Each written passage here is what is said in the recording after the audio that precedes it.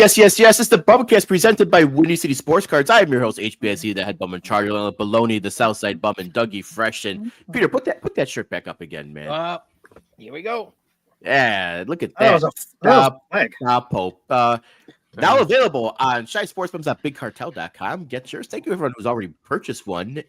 Appreciate you guys. Happy Monday, gents. Oh, I like the other one too. Another one. Yeah, there you go. Yeah. It's very nice. Very nice. Happy Monday, gents. How are we all doing today? Feeling good? Feeling good. Happy belated Mother's Day. I didn't hear that. Did you see that already? Too. I did not. So happy belated Mother's Day to everyone. Happy belated Mother's Day to all the mamas out there. Good Monday. Ready to roll. Got some Pope talk to do. A little bit of Bears talk. A little bit of the Pope talk. Yeah. And we're gonna talk about me being famous, right? Big deal. Big guy on campus. No. Here we go. Nobody cares. Nobody. I'm surprised we didn't start the show with a full screen of Peter. That's a great point. That's a great point. Baloney cast. Yeah. It's just you gotta start changing everything now. Peter, just remember, I did 2 years of TMZ, so you got a long way to that's true. I was on Fox 32 internet. It wasn't even the actual broadcast, which I think is better at this point because, nobody has actual antennas anymore, right? Yeah. But no, it was awesome. I was happy to hop on for a little while, talk a little Pope, talk a little White Sox, and that was a lot of fun. So thank you to Fox 32 Chicago and those that helped get us on there. It was cool. It was fun. Yeah, you did a great job, Peter. You killed it. Nice, very folksy.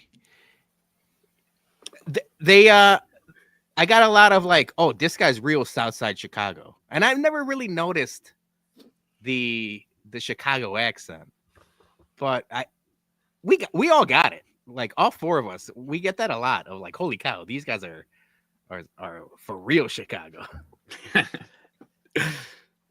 Happens.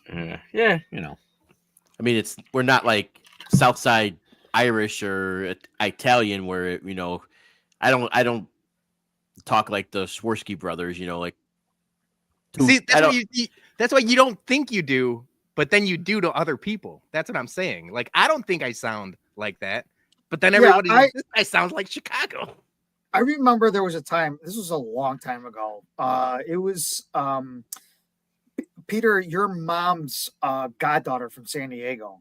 She came down with her, I think her brother or something like that. We all went to Connie's. And I was talking, and she was saying, "Oh man, I could tell you're from Chicago," and I'm like, "Because you have an accent." And I'm like, "What?" I didn't even know I had one. But again, when you're on the outside, everyone's going to be like, hey, just like New York or Boston or anybody who lives up in Wisconsin or Minneapolis, they all have an accent. You could definitely tell. So when you're in a city that you've been living for such a long time, you're not going to recognize it. Some people you could definitely recognize it more than others. Like my uncle's got really thick Chicago accents. I think I read somewhere there was a poll years ago that Chicago got voted the worst accent in America or something like that. No, Boston is sure the worst, or really deep south. Yeah, I gotta try to find this. Voted. Talk amongst yourself. I think Tom Segura nailed it on the head. Those people down in Louisiana and shit like that. When you can't even understand what they're saying because it just sounds like they're mumbling. That's the worst. Crawfish gumbo. Yeah. Roll Tide. Right. Oh, dude. Least sexy accent was the poll. Here I got the most annoying accent, and it looks like it was Boston. Yeah. It has to be Boston. Khakis. Can you hear me now? Yep. Yeah, you sound better. Yeah. Okay. I had. Here's this. So this is the AI overview according to a popular poll by Gawker. What has ever poll by Gawker been popular? The Pittsburgh accent was voted the ugliest in the U.S. with 54% of the vote. Yins, the Yins accent. I don't mind it all that much. The ugliest accent. Were they judging by their faces by chance? Midwestern accents also considered one of the top likable accents. Oh. Yeah, Very but likable people. like how Johnny, like, don't you know, the oops. Like the Minnesota accent is like, nobody's gonna really hate on that one. Yeah, it's borderline Canada at that point. Hey. A. Oh yeah, I got a lot of this guy's accent. Oh, I never really noticed, but apparently we got it.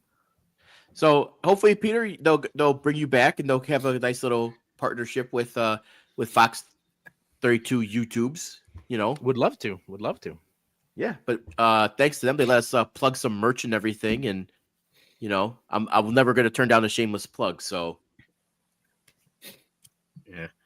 So how was it? Were you nervous? I thought I was going to be nervous, to tell you the truth. Mhm.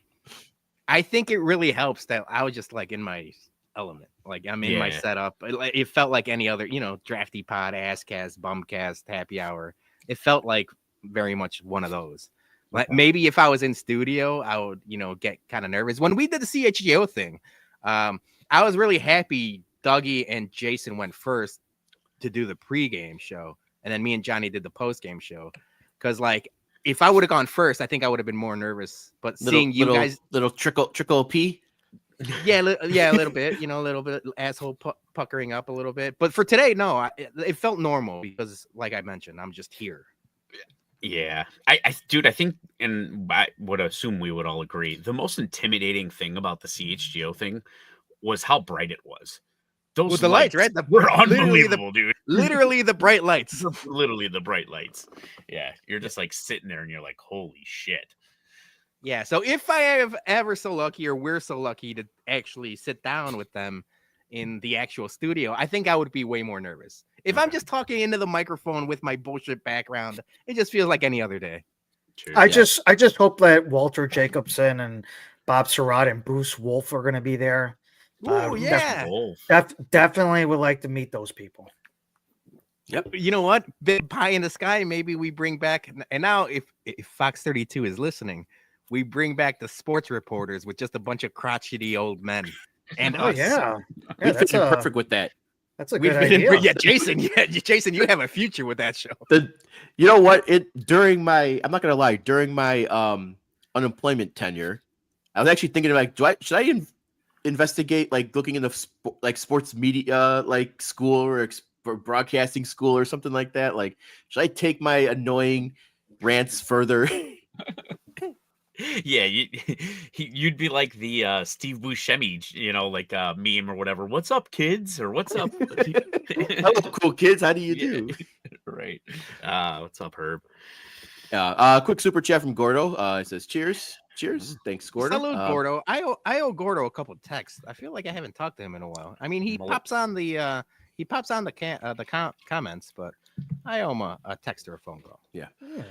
All All right, Peter. We only have a couple headlines here, so let's get, because the big news just broke. The Bulls are going to be stuck in mediocrity.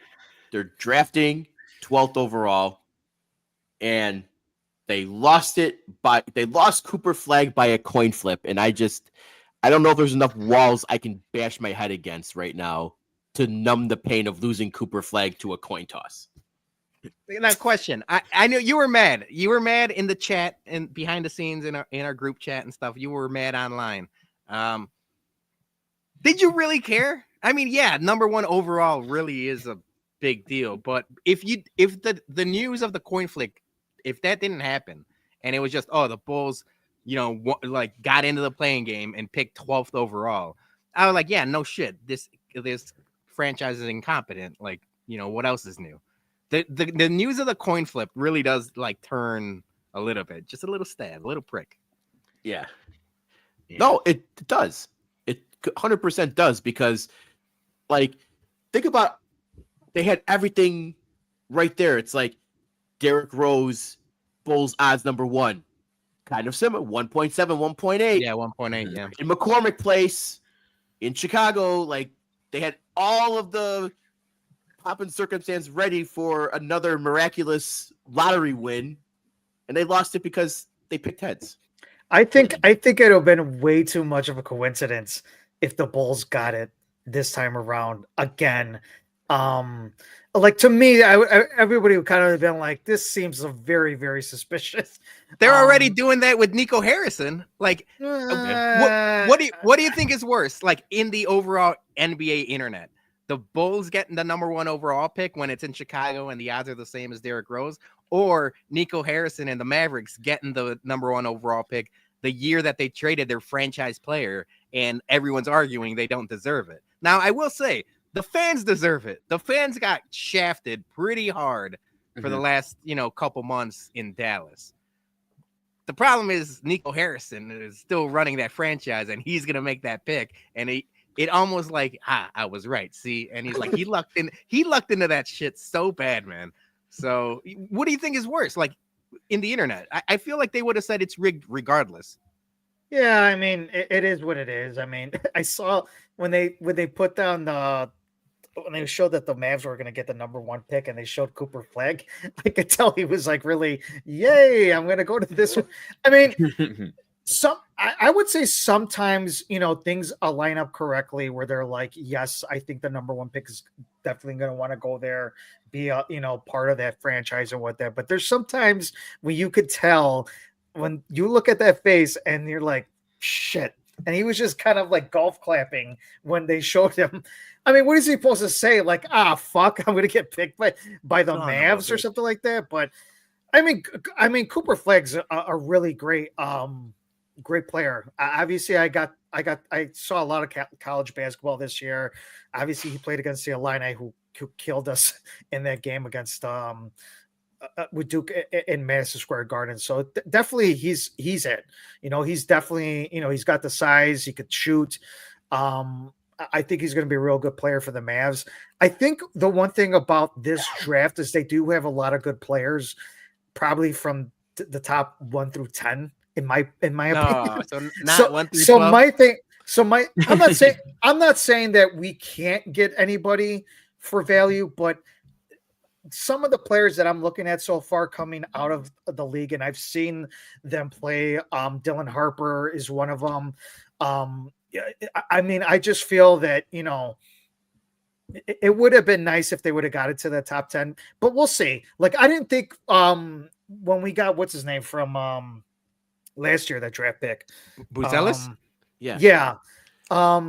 He didn't have a bad season, so he's better than Cooper Flag. Yeah. So what I'm saying is that, you never know when they actually start playing and stuff like that. So there's a lot of promise in some of these players that are lottery picks, if you want to call it that. But I just feel that if maybe we would have got to the top 10, that we would have had a good, decent player. But like I said, you never know. You never know how these players are going to be when the time comes and they start playing in the league. Yeah, I think the Mavs winning that, for me, was a big red flag. I honestly, when I was watching it and they got to the top 2, I was like, if the Spurs have Wemby and Cooper Flag, I was gonna throw something at my TV because I was gonna be like, that is so rigged then that they're doing that for the That was gonna be like David Robinson and Tim Duncan all over again. So we have already decided that if the Bulls won the draft, the Mavs won the draft, or the Spurs won the draft, everyone is going to complain rigged. So it's like if anyone else would have, I think who was another team that was pretty like high up there? Philly, right? So like if Philly would have won the draft, everyone would have been like rigged. Philly's good enough as is. Like I feel like it's just like an easy thing to say, which is true because the NBA doesn't help itself. Yeah, they don't. So, Bulls, and I guess I saw something that the Bulls lost like one more game too. They would have increased their, not just by the coin toss, but if they lost one more game, they would have increased their odds of at least getting a top 8 pick or something like that. Or I don't know. Yeah, I saw a stat where it's like because I think they went like 7-3 to end the year, and like if they would have just gone like 500 or something like that, they would have increased their odds from like 1.8 or 1.7 to like 2 point something. So I'm like, all right. I mean, we're complaining about the playing game, and realistically, we should be complaining about the Reinsdorfs just fucking up and being the Reinsdorfs, right? That's like the crux of it all. But like, you're damned if you do, damned if you don't play in game wise. Like until the front office and the ownership is gone, Like, I don't care if they're drafting 12th. I don't care if they're drafting 3rd. They're gonna fuck it up regardless. Yeah. The one thing that I would love to see, get rid of the coin flip. Let's get the 2 GMs rock paper scissors live right there. Oh, you know what? How- That's a great idea. What would awesome be would that better be? than like an arbitrary coin flip? Maybe like a 3-point contest? Yeah. 3-point contest. A dunk contest, 3-point contest. Dude, Get wouldn't your that be best some player one-on-one, like like the gladiator times. You get your best fighter, you get your best fighter. Get your best player, and they go one-on-one till 10. It's not even player, it's fan. They're calling up HBIC for the threes. I gotta practice. Yeah, I'll get back in the gym and start shooting again. I'll get it. I actually did shoot around the other day, and I haven't played in a couple months, but they were going in. So I'm like, okay, not too much of a. Right now there's some Dallas sports bums celebrating right now. We just got to find that version of HBIC so we can really call them out. The Dallas version? Yeah, Dallas the sports Bizarro one. The Bizarro one. Yeah. Bizarro HBIC. Actually, now that I'm thinking about it, that might be the Boneheads and Brewskis. It's just They're San Antonio. they're San Antonio. No, but I'm saying They Texas. didn't get flag. Texas They're probably sports. shouting collusions. All right, quick super chat from White Sox Dom. That's Drobia. That's Drobia. Ooh, that was good, Jason. Yeah. Thank you, Dom. All right, Peter, you got one more headline. Yeah, so I watched UFC this weekend. Bilal Muhammad, Chicago fighter, literally friend of the family. He's good friends with my guy Tata. He was the champion, lost unfortunately, but we wanted to watch. So me and Julie watched the UFC after we came back from the Sox games, and Julie typically doesn't watch UFC, so this is not necessarily like we're not going to break down fights here. But I said something kind of stupidly. At least what she thought was stupidly, but I'm very confident in what I said.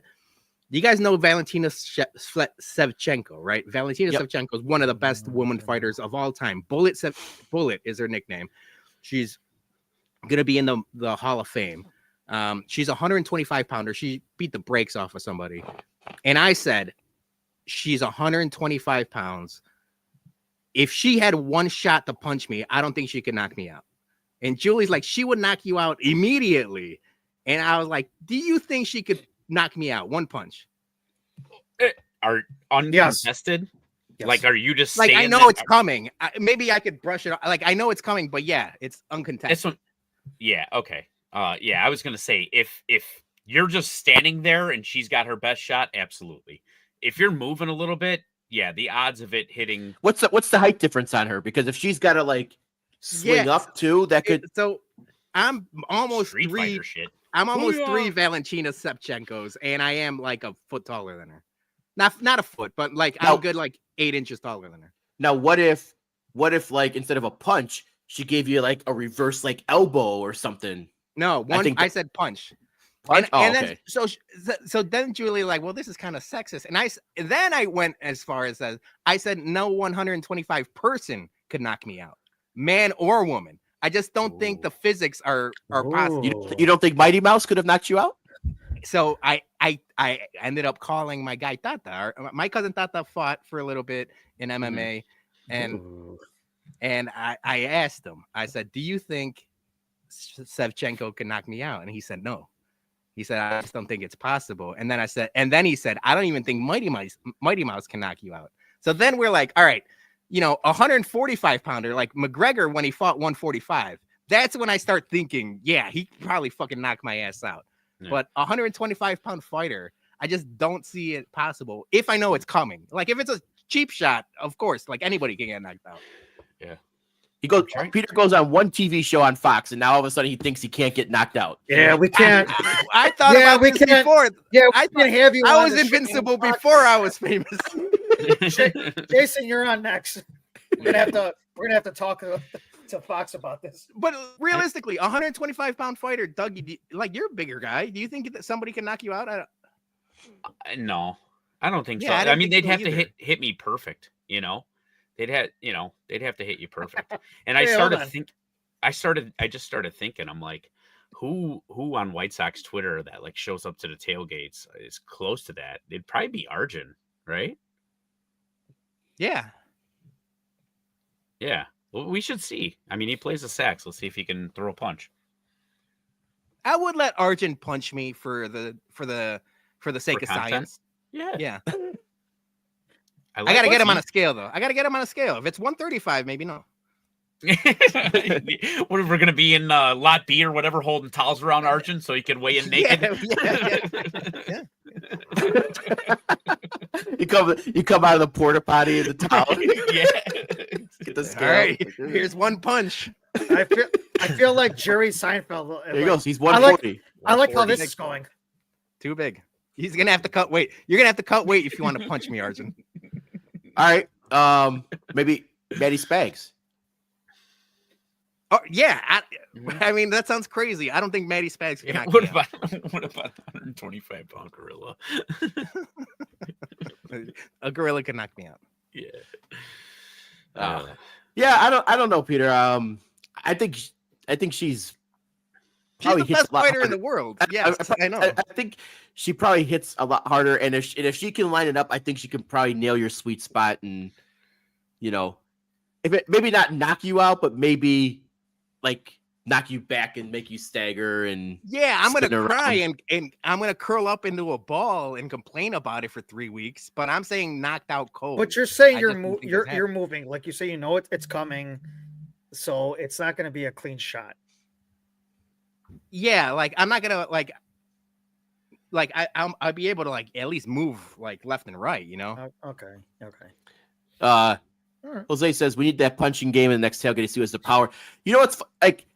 People want us to bring all this stuff to the tailgate. We have to have like a U-Haul van in for Lot B from now on, like, and Yes, just we need the ambulance. We need the Drop tailgate a ambulance. drop a trailer. Yeah. all right. Well, we have to maybe solve this in Lot B this summer, Peter. You might have to start having Landon, because I mean you said he punches, right? So You know what? We might just wait until he's 125 pounds and let him punch me and see what happens. That's actually a good idea. have I'm gonna be Landon like, all right, go and beat it's up your up to old you. man over there. give you some chin shots. Yeah, I don't know. You can't doubt that anger. Those kids, like, over the time being told what to do by their parents, like, by the time he gets to that, he might lay one on you, brother. Yeah, that and I'd be 10 years older. So that's CTE. Now it's the age part. Now.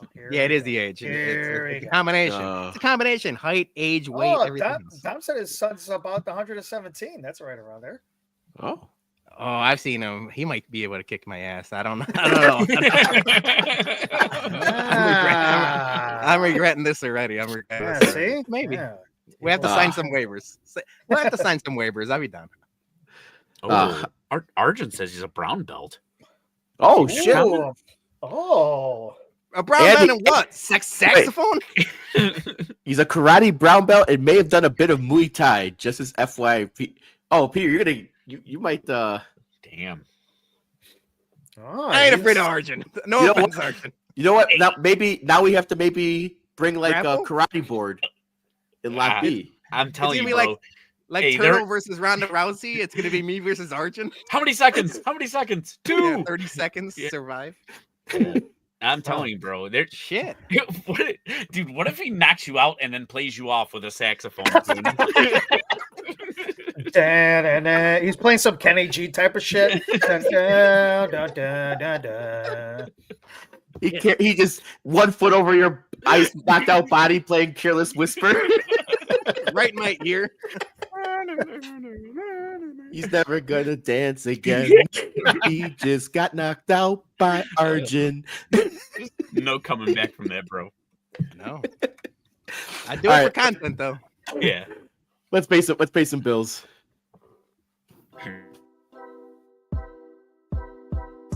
The BumCast is proudly sponsored by Windy City Sports Cards, who specializes in buying and selling all things related to Chicago sports. Whether you are a diehard fan of the Bears, Bulls, Blackhawks, White Sox, or Cubs, they have you covered with an extensive selection of sports memorabilia and collectibles. In addition to Chicago-focused items, they also offer a vast selection of sports trading cards and memorabilia from your favorite teams and players. So visit their online store at 312WindyCitySportsCards.com to find exactly what you are looking for to complete your collection or discover a new favorite. All right, it's one of the most exciting, but yet also one of the most bullshit weeks of the NFL season, and that's the schedule release party. Because they lead up, like I said, this is the most pointless day of the year because they start leaking stuff, which already started happening today. So instead of just here's the schedule, we're gonna leak the whole schedule before it comes out, so it's pointless. So on the 14th, this Wednesday, everything should be out, but the Bears already have a couple 2-3 teasers. So let's pull up here real quick. We already got announced Black Friday, Bears, Eagles. A lot of people thought it was going to be the first game of the season. This is going to be week 1. Yeah. But we get Black Friday, which I'm excited about. No, I thought we were going to get Bears Lions on Thanksgiving. That's not happening. But Black Friday game, how are you guys feeling about this? I like this. This is a perfect. I didn't want the home opener because I feel we always get embarrassed every single time. I know this is a different team, but I'd rather have them gel until until the Eagles game. Obviously, Eagles are a very tough team. So I like it, especially the fact that it's the day after Thanksgiving and it's on a Friday. It's perfect. Yeah. Jason, you mentioned like the rumors of possibly Lions, Bears, Thanksgiving again. And I like when there's football on Thanksgiving. I don't like when it's my team on Thanksgiving because there's just so much other shit going on that you don't really get the focus solely on your team, right? We're moving chairs or bringing dishes. We're traveling to someone's house or hosting or anything else.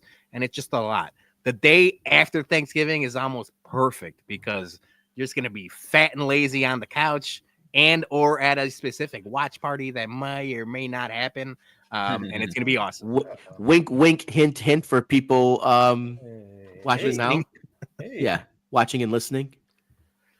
So, yeah, I like this for the Bears. I do think if they started off the season opening night with the banner being raised in Philadelphia, that would have been a really tough place for Ben Johnson to go try and get his first win. So I'm glad that's not happening. Yeah. Yeah. All right. No one else. All right. No, I got nothing. I'm a little disappointed because Black Friday is my day of travel every year. So, but I'll just have to leave a little bit earlier. And getting ruined. Yeah. You know, Doug, have you thought about maybe like waiting till the schedule gets released before you plan your vacations? No. Not even a little bit. All right. So, and the second game that got announced, week 16. December 20th, Bears, Packers at Soldier Field, which is surprising that they're having this late of a home game against the Packers at Soldier Field. Yeah.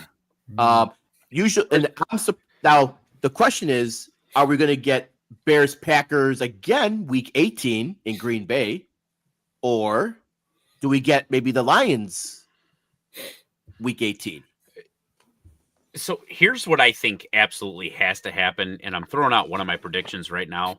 The Bears' first game against the Lions has to be in Detroit, and it has to be prime time because you have to have that, Ben Johnson coming back in prime time in Detroit, because I think it's just one of those deals.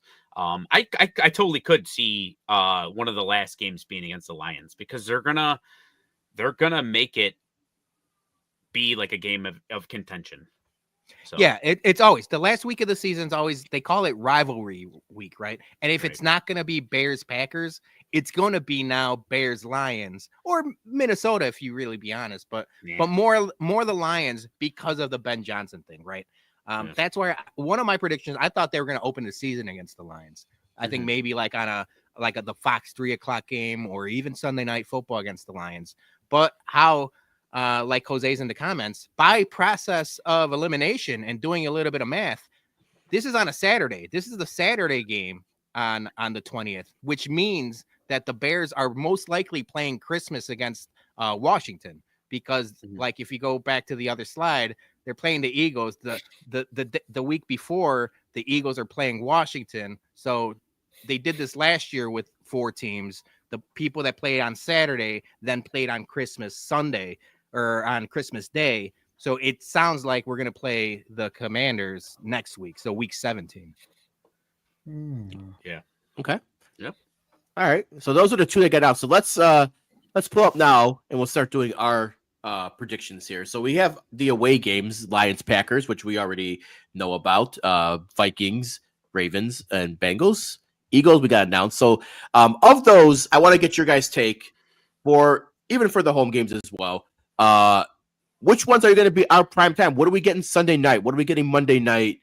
You know, potentially Christmas, as we talked about. Because I'm thinking that Washington game, I don't know if necessarily going to be on Christmas. It kind of makes sense after you saying it, but I thought that was going to be more in the beginning of the season. Yeah, that's what I thought too. I thought it was going to be Jaden Daniels, Caleb Williams, the rematch of the Hail Mary, the Fail Mary, however you want to call it. But the way the schedule lines up and them announcing those 4 teams, I think it just makes sense that they're going to end up playing on Christmas. But yeah, I think I like whenever me and Julie pay attention closely to how the schedule rotates every 4 years because of the Bears Steelers kind of thing. The Bears and Steelers have played Monday night or Sunday night a bunch. And the fact that the possibility of Aaron Rodgers playing the Bears on primetime again, I think that'll be an early primetime game. So maybe a Monday night or a Sunday night, but early in the season. The Bears Steelers are always like one of the first 4 weeks. Yeah, and Aaron Rodgers' old bones.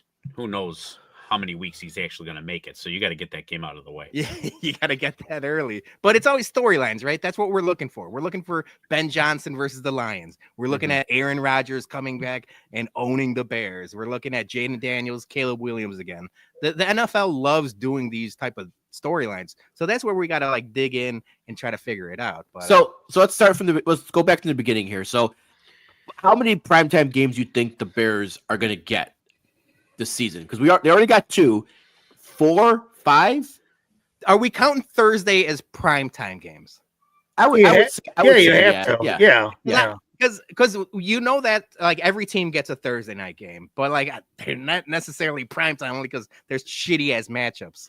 So if it's still a solo game, you know what I'm saying? So it's still considered primetime. I'm gonna probably say Detroit's got to be one of them. Obviously, Green Bay,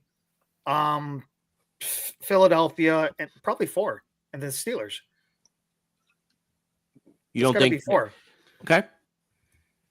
Yeah, I'm gonna go with Johnny too. I'm gonna say 4, 4 all day. 4 all day. Yeah. Which ones you picking, Dougie? Steelers, Detroit on the road, Washington, and the Eagles. So okay. I'm gonna go with Bears get 5, and that's because of the Ben Johnson effect. I'm sorry, I said 5. I didn't mean 4, 5. Yeah. I'm sorry. So I'm gonna go with 5. So obviously I guess we can technically count Green Bay because that's a Saturday game, and they're not gonna be up against anything. So it's gonna be it's probably gonna be the Netflix. Maybe they're doing Chris. Netflix gets 2 games that Saturday, so they're going to have 2 games on Saturday before Christmas. So it's going to be Bears, Packers, and then Eagles, Commanders. So those will be on Saturday, and then those 4 teams will also play Christmas. Yeah. So I'm counting that game as a primetime game too because that's going to be on the Saturday. So I'm going to say Lions at home. I'm going to say it's a Sunday night football game for sure. I would almost put money on that. They're going to make that a Sunday night football matchup. So then we got Black Friday with the Eagles. We got the Packers at home, prime time. And if we're counting Christmas as prime time, then with Washington, because I figured that's definitely they're going to. Jaden Daniels and Caleb Williams are going to be, the next, Brady and Manning for the next few years because of the way they were tied. At the hip now with their draft class. So, and I'm going to go with, I'm going to say the Bears and Cowboys. That's another one good too. Okay. I'm going to say Bears Cowboys on a Monday night. Yeah, that makes sense. Monday night. I don't know why of late within the last like 4 or 5 years, I really have put the Monday night game way lower than the Sunday night game. I feel like the Sunday night game is the marquee game, the marquee game. So I don't think like Cowboys Bears would be in that spot, but a Monday night game makes sense, especially if they're doing a couple of the 2 Monday night games, which they are doing again this year. Those are terrible. Do you like know. that? I hate the 2 Monday nights. I don't mind it. I'd rather them not do it. I'd like the Saturday more than the Monday, to tell you the truth. Yeah. Yeah. You know what? I liked the Mondays when they did it like an East Coast and a West Coast game where they didn't overlap. When Yes, they do right. those one, like now when they're doing them and they're like an hour apart, like start time, why are you battling yourself for ratings? Yeah. That's stupid. Yeah. Yeah. You'd have like the Raiders or the Chargers at like 8:39 and then the first game at like 5:30 or 6 or something like Yeah. that. And that worked out perfect. I'm not Peter, I know you're right with the fact that the Bears and the Steelers played a lot of primetime games. I'm going to say that's not, because I think the NFL officially is going to have Aaron Rodgers. If Aaron Rodgers does join the Steelers, I think they're done with putting him on primetime excessively now. I think that would be great. but That you would be never a big know, man. story. Yeah, I think it'd probably be a big I think story. they saw what, obviously it backfired him 2 years ago because of the injury, and then they had to put all the shitty ass Jets games on primetime because they thought Aaron Rodgers was going to lead him to the promised land. And then last year he was just fucking statue noodle arm, and I don't think NFL executives are going to be like, yeah, Aaron Rodgers is drawing ratings anymore. He's not. No one gives a shit. They all want him to go away. He's got go away heat, right? So if he does join the Steelers, I don't think that's going to be a desirable matchup to see the Bears play a washed out Aaron Rodgers on primetime. Where I agree with you, I also disagree with you, because him going back into Soldier Field with a new team and he still owns us bullshit, I think that it's an easy sell, whether the game's good or bad, so. And they're All just two, historic franchises. So I like the NFL loves building up those things. The one thing I will mention, Jay, you mentioned the Jaden Daniels, Caleb Williams thing. I do think that's going to be, like a budding rivalry for the next, couple years.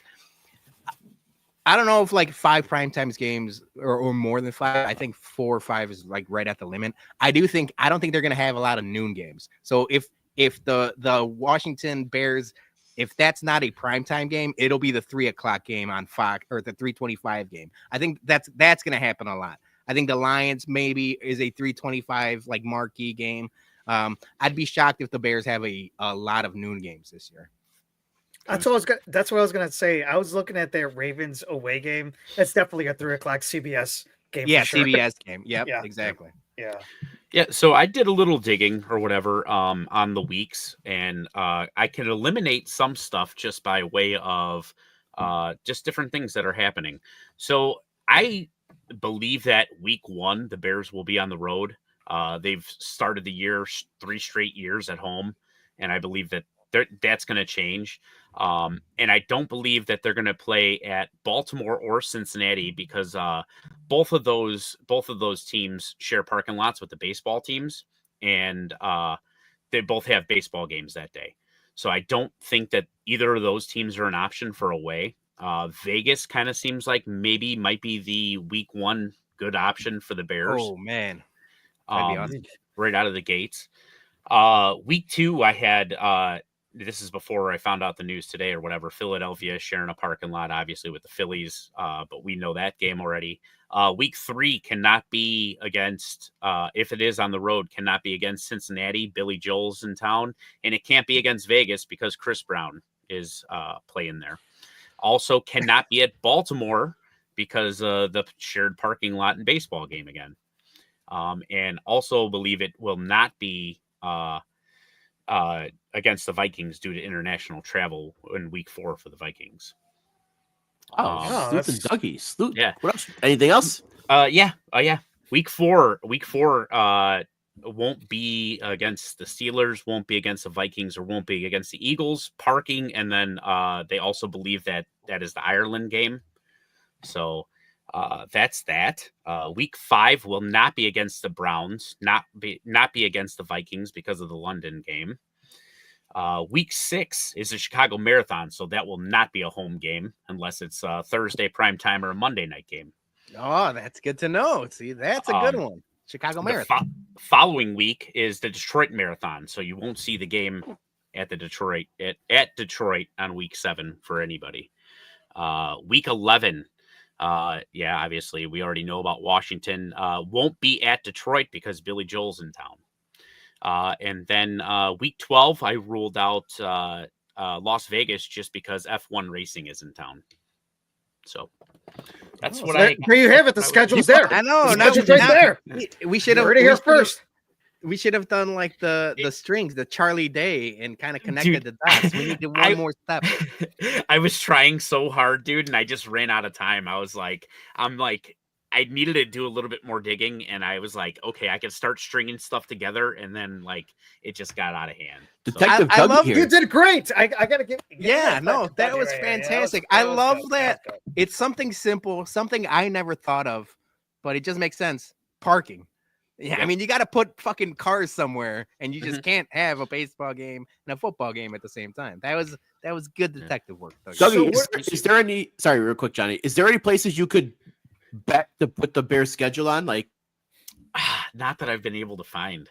Like just because people already know. You know what I'm saying? So, there's a lot of people that it's out already. Like like vendors. Like all the beer companies already know. Like there's a lot of people that already know. So. That'd be kind of bullshit, but maybe we could start finding people that leak it to us, and we'll leak it. Harry Tynowitz, for the longest time, used to leak the Bears schedule like the day before it was announced.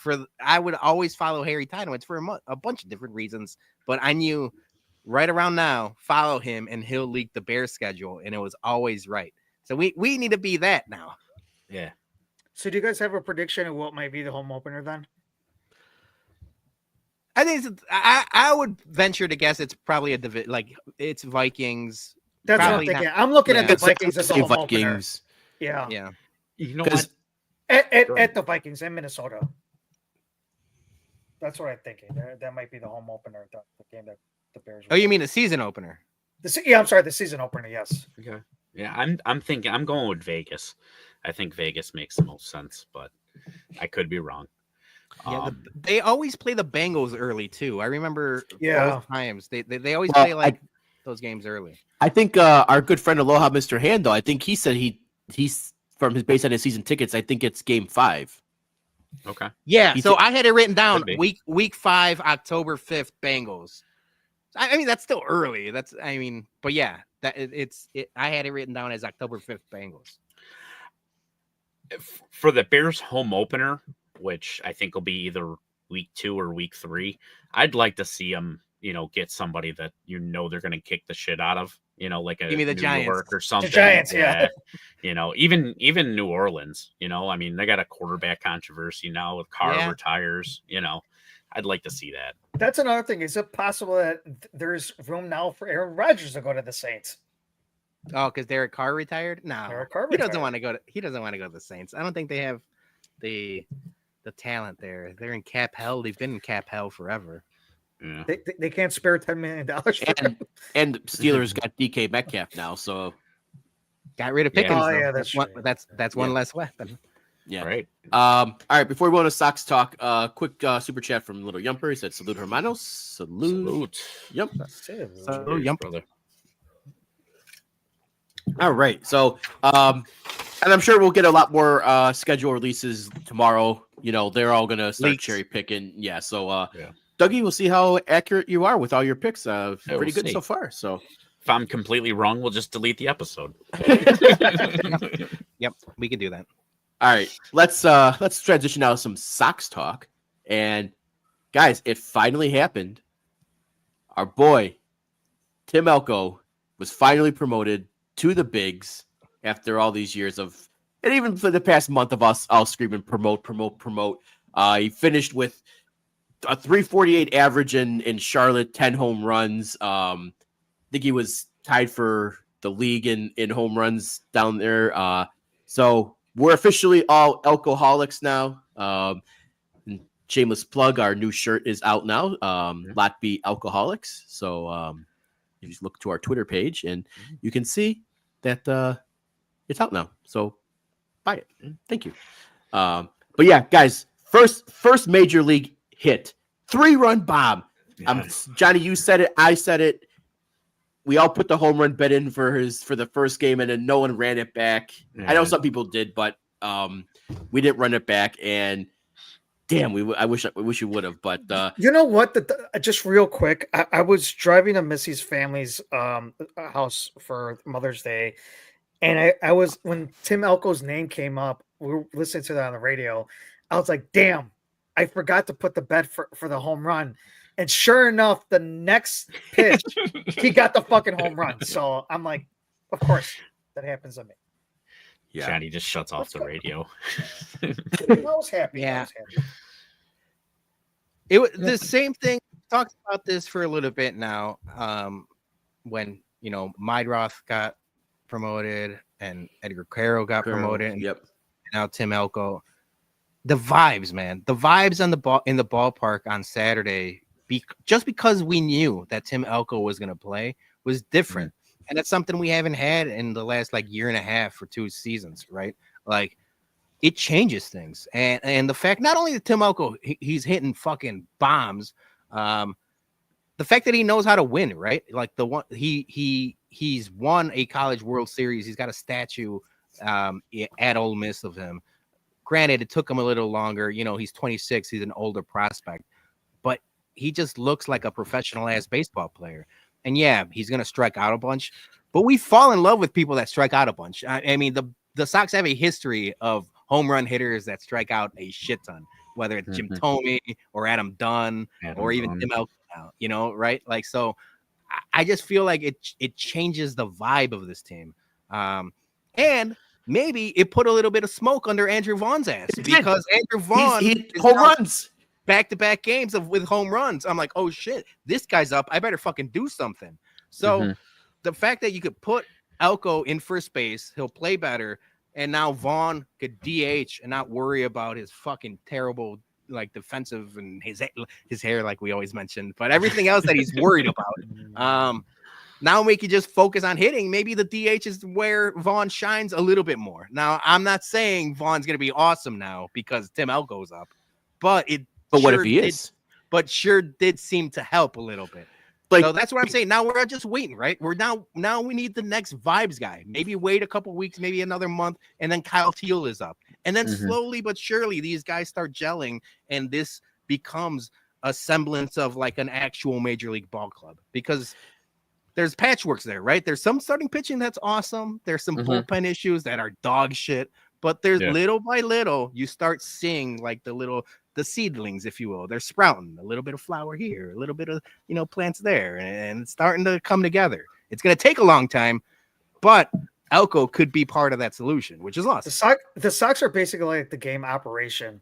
Like, you're trying to make sure, you're not buzzing, and Andrew Vaughn didn't work at first base, so he's now playing a little bit better because Tim Elko's up. Yeah, I mean, we were at the game on Saturday, and I even think, besides the Pope stuff, I think that it is different vibes. It's a different excitement. It's different from last year. Yes, we still suck. We're not doing anything where it's astronomical, but the fact is that we're seeing a better team that wants to win, that is not going to give up. We'll lose, yes, but it's sometimes it's the way we lose, yes, because our bullpen sucks. We'll do some Kansas City shit that we did with that. Cursed. The ball hitting. Yeah. I mean, it was like a Bad News Bears type of shit that was going on. They were just throwing the ball all over the place. So, I mean, you're going to see games like that, but the fact that it's a lot different than what we saw last year, and it's an improvement. And yes, I'm very excited that Tim Elko's up and he got that homer off that second game. And yeah, who knows? Maybe it might jumpstart Andrew Vaughn doing better. You better. I feel like this has to be his last season. No, you can't keep him another season if he continues playing like this. You got to do something with him. But overall, I just think that yes, when we see Hagen Smith come up, I know a lot of people are going to be very excited when he comes up. Noah Schultz.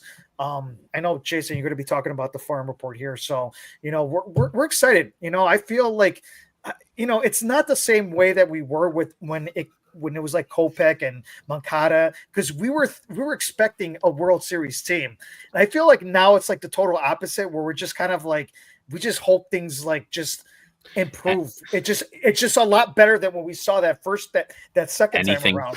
Anything. Yeah. So yeah, I was excited. I'm just glad that, we're 2-1 in the Pope era. And Elko too. Now we're talking. It was funny, Jason, when you led with this and you were like, guys, the White Sox finally did it. And I was just going to butt in and go, actually won a series. Yeah, do it win. I mean, man, here we are again, mid-May, winning a series. Yeah, I don't know, man. It's like Johnny was saying, it's just something to look forward to. The bad news is we have the same exact record as last year right now, like to the T. Like we have the same amount of wins and losses going through the games played. But it feels different, doesn't it, Dougie? It does feel different. Yes, it does feel different. I guess because the expectations are so much lower, and we're not even the worst team in baseball right now. You got the Rockies. That's why it feels different, because we're not the worst team in baseball. Yeah. Colorado's a shit show. Yeah. But you know what? They did the right thing, and it was like, hey, we lost 21 to whatever. You're fired. Like they fired a coach. They fired the bench coach. I mean, dude, The third base coach got the ultimate upgrade. I mean, imagine being a third base coach, and then next thing, you're the guy. I mean, well, their third base coach, I forget who it was. I mean, he has major league experience, right? Absolutely. Their bench one, like when they fired those people, I'm like, man, they got. I mean, Bud Black got fired, but then I was looking at everyone else in the coaching staff. I'm like, this guy could coach. This guy should be probably coaching already. Yeah. Is it possible the Rockies are going to beat the White Sox? 100%. They are so bad, man. I mean, they are so bad. It's shocking how bad they were. What do they got? Like 4 or 6 wins or something like that? I think they're at 7. I think they're at 6 or 7 wins. Oh, but they're getting their ass handed to them every game. I mean, they're losing double digits like every game. It's an easy for me to bet. I'll throw like a parlay in for, against the Rockies and whoever else is playing, like the Athletics or Marlins or something, and they're 7 and 33. Woof. So I think, Peter, going back to Andrew Vaughn, like, I think last week it was the tweet from Tyler Osick, that about his work ethic, and he wants to rather go golfing. Then he sees Tim Elko coming up. What if he was just dogging it this whole time on us, and then now he's like, shit, now I gotta like step up and hit home runs now. Maybe this is what we actually needed for him, is to have someone threatening his job finally, because maybe he felt, I'm a 3rd overall pick.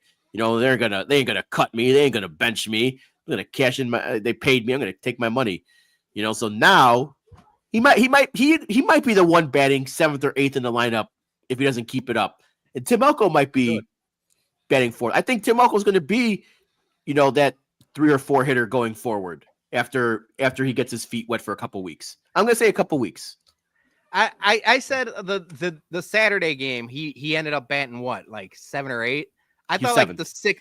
I thought the 6th spot is a good spot for him for now, like you mentioned, because he's still going to strike out an ass ton. So I don't know if I want him. Don't you want that, 3, though? 4. You want You do. Strikeout's not the worst thing. Instead of a double play from Vaughn. Strikeout is not the worst thing in the world. Yeah, I agree with you there. But yeah, for the foreseeable future, I think 6th is like right where he'll be eventually. And I'm not even saying this year, but yeah, eventually when he's hitting, 35 home runs a season, then yeah, 3 or 4 hitter, probably 4 or 5 hitter would be good. I think we got a comment. Who's next that we have to zero in on? Todd Hito saying it's Schultz and Smits. I think it's going to still be a little while for them. I think Kyle Teal, right? It's Teal. Yeah, it's Kyle Teal. Kyle Teal's the next one to be coming up. And I mean, maybe Corey Jokes, and we'll go through the farm report here in a little bit. He might look at the way he's been playing, but yeah, I think Teal's the next guy that we put on prospect watch, hug watch, whatever you want to call it. Yeah, let's get to a quick super from Gerald Sullivan. Cheers to Elko for making me $75 in a home run yesterday. Cheers, Ooh, boys. Hell yeah. Hell At yeah. least somebody got money. That's what Get I that like to cash. hear. Like get that cash, get that Yeah. monies. Very good. That'll go through a nice bottle of Irish whiskey right there. Yeah, Zero sir. in on whoever we get for Robert. That's also Yeah, a good I heard. one. I did hear a rumor that there's some trade talks potentially heating up now. From maybe the Mets might be interested in The Lou Mets Bob. The Mets are sniffing around. We had the report last week. We didn't get to it on the BumCast. And it's good old Jason, your best friend, Bob Nightingale, that he had the tweet out there saying, and it was in an article or whatever, but that he wouldn't be shocked if Robert gets traded by Memorial Day. Now, I feel like now it's I mean, that's coming up pretty quick now. Mhm. So I don't know if that's really going to happen. But if there's teams sniffing around and, the weather's getting warmer, like we all like to say, and he starts Do you think they get a better haul in prospects by waiting till trade deadline, and maybe more teams might be in and on the bidding? Or he continues to play ass and you get nothing for him. It's a catch-22, right? Yeah, I think you just. I mean, Chris Getz, for all his sports, you're a fucking professional ass GM. You have to decide whether you think you're getting the best available prospects or players back. And make that decision. I don't care if it's May, June, July. I think if people come calling and they're offering you something that you're intrigued by, then you make the deal. Yeah, and I mean, I hate to state the obvious. He's healthy, so yeah, he's I think he's leading the league in stolen bases right now too. Yeah. Right? yeah. Yeah. I'm telling you, one person that'll be pissed off. Mailman Jack. Mailman Jack. Will be he's pissed gonna get those off. free car washes. You're reading my mind, Dougie. I was like, Jack's gonna be pissed off because he wants some free car washes. Yeah. Yeah. Go ahead. I was just gonna say, I looked, dude. I am in the perfect dead zone, dude. I'm 10 miles away from one car wash one way and 9 miles the other. I mean, I'm not driving 9 miles or 10 miles for a free car wash. So after the podcast on Monday, when he talked about the free car washes, he sent me a text when like the next one was available. So I ended up signing up for the app. I didn't know I had one 10 minutes away, and I was gonna go get the car wash before Mother's Day. I'm like, perfect, free car wash. It's worth $20 car wash. It's not the cheap car wash either. Yeah. So I'm like, this is fucking a good deal. I forgot. So now I gotta wait for the next. I gotta wait for the next stolen base. Bum of the week, me. Bum of the week, me. I didn't get the car. I have one close. I gotta shoot down 355 to go down to like South Lamont. Okay. And then that's the one I'm going to. But I have to pay. I have to also pay like 3 tolls in the process too. So I don't know if I'm gonna. Are you really getting it for free? Yeah, that's not free anymore. Yeah. All right. So another piece of Sox news. Sox Cubs coming up this weekend in Wrigley. So let's talk about this for a second here because Sox playing a little better ball lately. Cubs are pretty damn good right now. Hate to admit it, but we got the Pope on our side now, and the Cubs decided to maybe they might be getting plagued. I don't. You tried to claim the Pope. He might. Yeah. This might be worse than the Billy Goat curse, guys. They have no Pope. The Pope curse. This might go down as the Pope curse right now for trying to claim the Southside Pope as their own prematurely. So I'm predicting like 10 plague style for Wrigley. There's going to be locusts eating the ivory. The beer's going to turn into blood. Like, all right. Yeah, some no sun. So maybe some frogs bouncing around the outfield. I can't remember the rest of the 10 plagues. Firstborn sons isn't something like that. Well, yeah, I was not going full death yet, but all right, we're going too far with this. Okay. But with the holiness, the pontiff on our side now, are the Cubs in the mud this weekend? So, if you guys know, I was on Fox 32 this morning talking about the White Sox. Really? And I mentioned the White Sox and the Pope. We can't be using up all our Pope magic now. It's too early for that. I don't care about Cubs Sox right now. The Sox are going to be bad for a while. I need the Pope magic when it counts. So I don't need the curses. You think he's a genie? You only get 3 of them? He's got those sleeves. He looks like a wizard. Yeah, I do think he's a genie. He talks to God daily, man. He's got the red phone, man. Yeah, he's got the hotline. Literally the bat phone. Modelos for wishes. Yeah, literally the bat phone to the big man upstairs. So Okay, I'm just but saying. also, just hold on. if you want to establish your dominance, though, and say yes, I am a Sox fan, I can do this. Wouldn't you want to call in that early favor and have the Cubs get swept so people go like, oh shit, like maybe we shouldn't have fucked with that going, like maybe the Sox are legit now in the Southside Pope. I'm calling in that favor right away to establish my dominance. All right, here's You my know? thing. Don't get Here's me my wrong. thing. Don't Wait, here's my thing, real quick. Yeah, get your shirt supply. Would you want the Sox to sweep the Cubs or have the White Sox prospects for the long run and be a better team? To me, I feel like yes, I always want the Sox to win the World Series. I'm not World Series. Obviously the World Series, but the sweep the Cubs anytime. I don't The BP when Cup. we ever get a chance. Yeah, but like if we're gonna talk about Pope powers or something like that, Pope powers. like I know it's early and stuff like that. Peter says he doesn't want to use them this early, which he thinks he's a genie, but I'm just saying we could have probably used a fucking coin flip, and we didn't even get that. So maybe He wasn't in charge back then. the coin flip for the was- Bulls he Mavericks. was already Yeah, didn't that happen before he got picked? I thought it happened today. Yeah, I thought I had The lottery was that's today. what happened today. Yeah. Oh shit. You mean to tell me you can't, a little bit of a black magic for a coin flip? Listen, He's not a genie. yeah, but you think the Pope really wants to be a fan of two Jerry Reinsdorf teams? I hardly want to be a fan of one. He's a fan. He's one of us. I called him a Chicago sports bum. He's in the Yeah. mud. He's from Dalton. He was Yeah. there in 05. He was there for that he World was there in Series. 05. Yeah. Yeah, I know. I'm calling. Like I said, I'm calling it in. I want the flex right out the gate. Put the Cubs get like beat by like Rocky style 21-0. You're I calling want- it in. That's hilarious. Yeah, yeah. But okay. Jokes aside, will this be a competitive series with the guys we got called up now? Shane Smith pitching well. Burke. Up or down. But the Cubs are a little much on a kind of a wagon right now. But it's going to be a competitive weekend for the Sox. I guess it depends on who the pitching matchup. That's what I'm looking. looking. That's the only thing I'm trying to think of right now. Not saying that I'm not like I said, the Cubs are good. I mean, there's Jason, you said it yourself. No denying that the Cubs are a really good team. Yeah. They did lose a couple of games here and there. I think the Cardinals are actually starting to pick things up in the NL Central now. So Yeah, they won like 7 or 9 in a row or something like that. You can't stop winning. Cardinals. It's not a coincidence, Yeah. Cardinals, Pope. Okay, I'm not going there anymore. So I'm done. So Friday's scheduled to be Shane Smith. So that's good.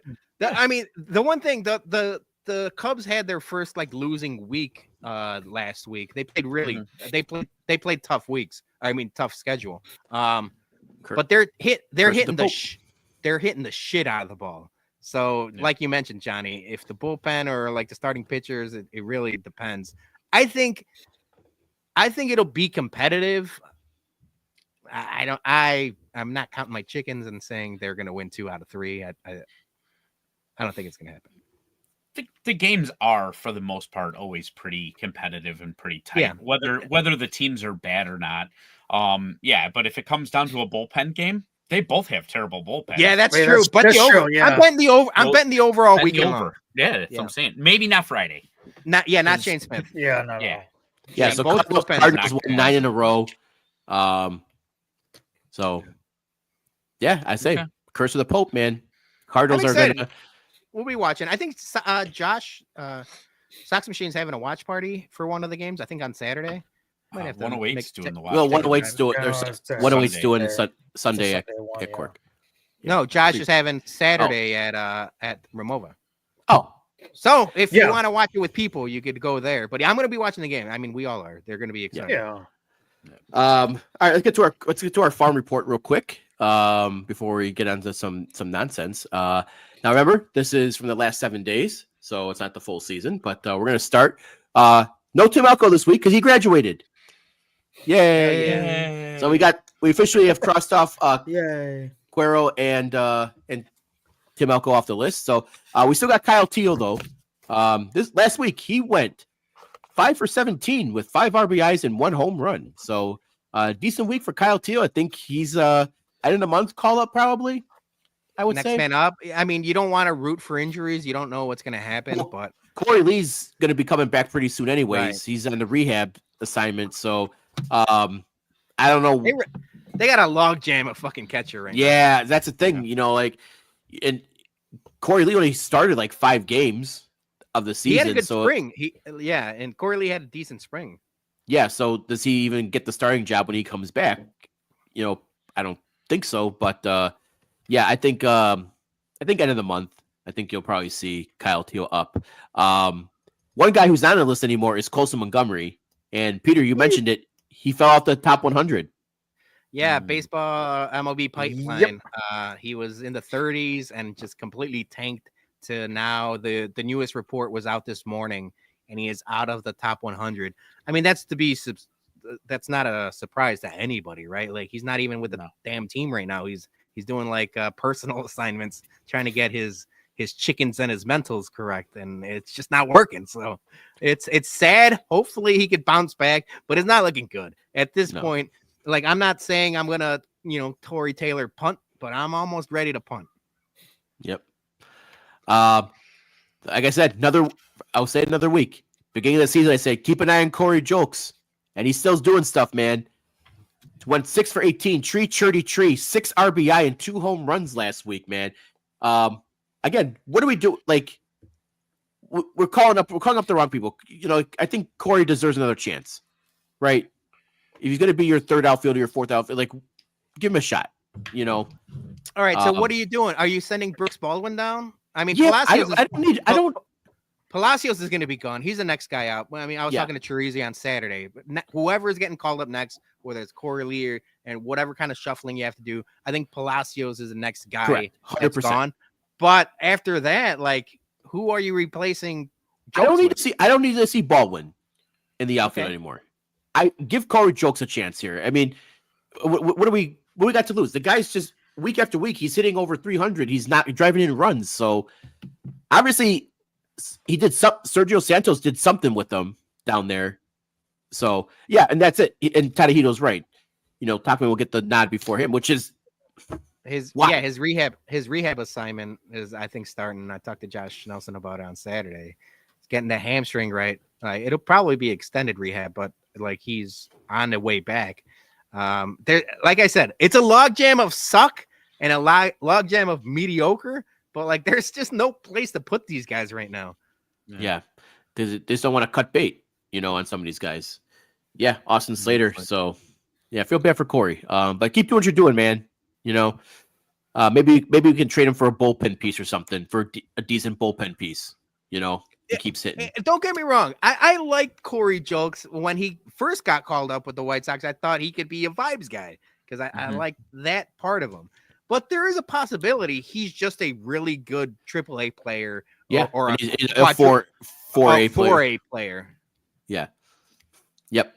All right, so let's go down to Birmingham right now. We'll get there, Joey. We'll get there. Noah Schultz last week, 4 innings pitched, 3 earned runs with only 2 Ks and 5 walks. Not a good start for Noah last week. His ERA bumped up a little bit, so he's still sub 4. But yeah, not a 5 walks is a little concerning for Noah on his start last week.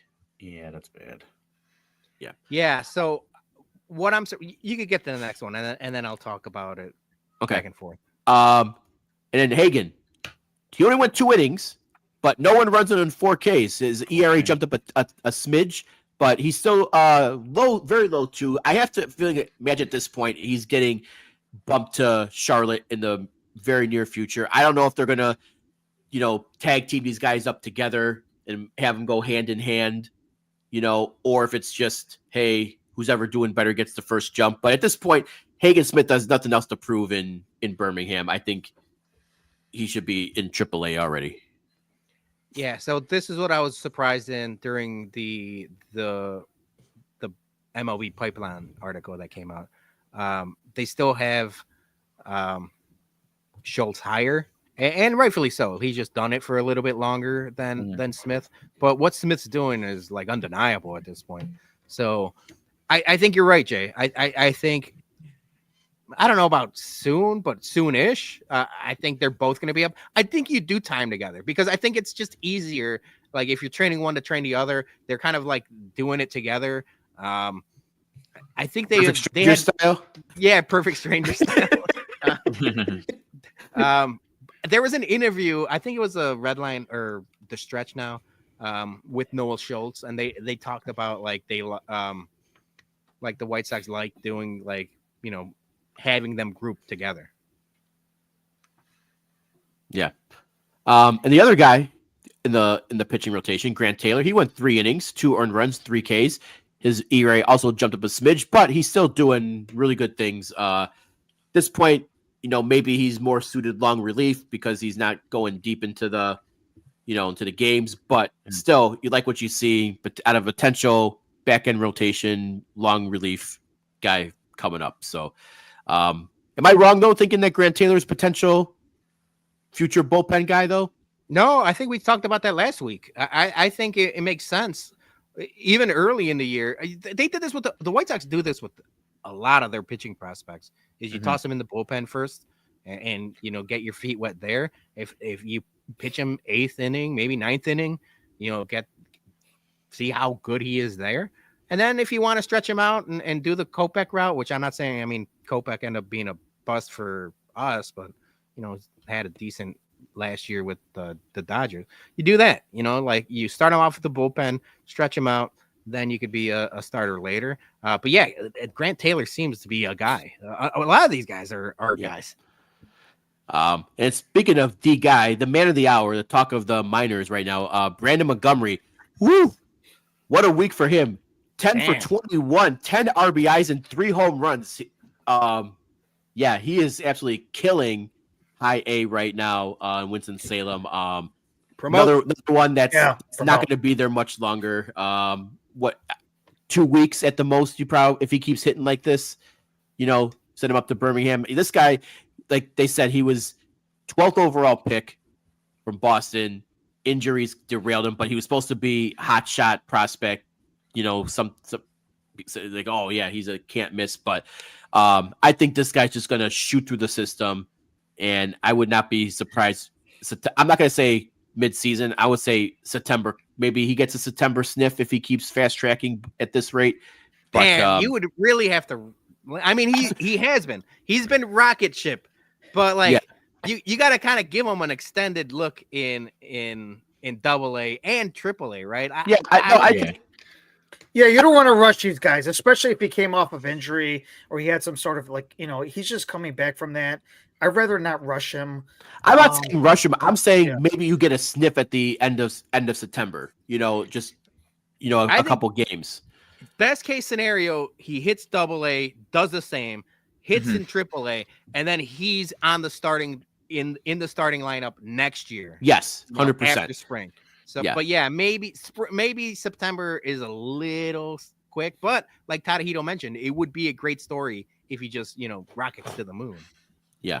Maybe we do get a Montgomery coming up to the Sox. He's a good one. The good one. Yeah, he's a Colson. I think that's what they're doing. They're just drafting a bunch of people with the same last names. That way they can say they got the right one. You know, we got a log jam of Smiths. That's a good idea. We got a log jam of Montgomerys.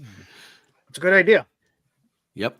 I like it. All right. So that's the farm report. And with that, let's pay some bills. The original Chickies Beef and Banquet is a proud sponsor of the BumCast. Next time you're craving something absolutely delicious, you have to order pizza from Chickies Beef. It is the ultimate food hack, and trust us, the bums know a thing or two about good pizza. Make sure you check out their pizza specials. Get one jumbo slice with a drink for just $8.50 every day of the week. And every Monday, while you're gearing up to watch the BumCast, get a large 16-inch pan or thin crust pizza for just $16.95. That includes 2 free toppings as well. For dine-in, carry-out, drive-through, and delivery, it's Chickies Beef, 4152 Roosevelt Road in Hillside, or find them on the web at www.chickiesbeef.com. Bad boys, what you want? All right. Let's get to some tweet police now. Oh, want to get to this real quick? No, I clicked the wrong button. That was my bad. But yeah, I mean, you might as well promote it. We're still talking White Sox. We're 2 weeks away from our next tailgate, May 24th. Sox versus Rangers. Whiskey at Comiskey back in Lot B. And we're gonna run it old school. Me and Doug are gonna be on the grill this one. So we're gonna talk the menu out. We're gonna announce it this week, but we're going old school. So we feel like we haven't been behind the grill in a while, and we're gearing up for a great tailgate. Also on June 8th.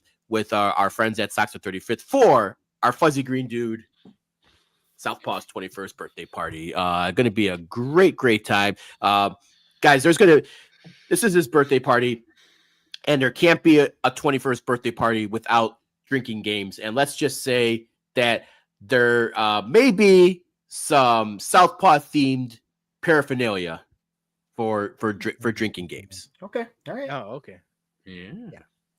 Yeah. And then we're gonna also, just have a lot of good brunchy drinks and some bloodies, some mimosas, some Mitchies, some beer, some maybe some tequila sunrises if that's your thing. Yeah, there's a rumor of a certain little bit of everything for everybody. Certain type of vodka there, maybe, possibly. Yeah. Yep. That's more details to come. And then it sounds like our boy is gonna be probably stopping by for a few minutes. So be your time to hang out and do some shots, do some beer bongs or whatever you want to do with our friend Southpaw. So May 24th, June 8th, pinned on our page right now on Shy Sports Bums on Twitter is the links to RSVP. Please go and RSVP. So if you haven't already, it helps us keep track for accurate food and beverage counts. We appreciate everyone who has so far, and we're ready to see you all back in Lot B in a couple weeks. So, all right, Tweet Police.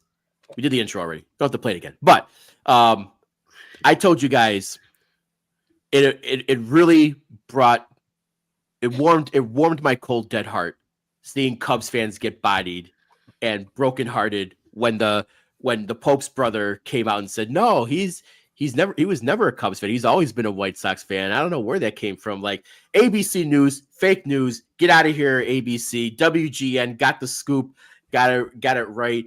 Went right to the source with the family. And it's like the old Ralph Wiggum meme where you're like, here, I can picture the pinpoint the second his heart gets broken. But in those 3 hours before it happened, Cubs fans were taking a lot of victory laps, man. They like just assumed that, oh yeah, who cares if he's from the Southside and Dalton, that he's a Cubs fan because some mainstream reporter said it. So they took a lot of victory laps, and now we're here to body them. We're here to rub it in their face and say you all were wrong. So judge, jury, and executioner, the Tweet Police. Bless you. Thought I was gonna sneeze. Oh, pump fake. Oh, there it is. That was a Jordan when he palms the ball and shows it at people. Yeah, pump fake. All right, let's start off with these two. These two were community noted, actually. The Cubs, they started off, they had to put it on the marquee. The Cubs just can't help themselves. They have to just broadcast it for what? Nothing was proven at that point, but they were early with it. Yeah. Cubs and Marquee, they were early, and they both got community noted that that his brother was a Sox fan, or brother said that he was a Sox fan. So the thing is like the Cubs did not delete the tweet. Neither did Marquee. They kept this up, even though they got noted for fake news. So this is the thing that pissed me off about the whole thing was the community note on the Cubs one. That was definitely written by a Cubs fan. While this tweet was jokingly, there was no joke. They knew what they were doing. There was no joke intended there. It wasn't like nobody reported it and then, like they're like, oh, he's a Cubs fan, and just made assumptions. People were reporting it and they were wrong. So to say jokingly, that pissed me off. Wait, so now we're going to have a little inside baseball, and we're going to have to talk about our practices. I'm a notorious don't delete tweet. Like, you leave it up there. Even if you fuck up, if I fuck up, the bums fuck up, you can't delete tweets. That makes things worse.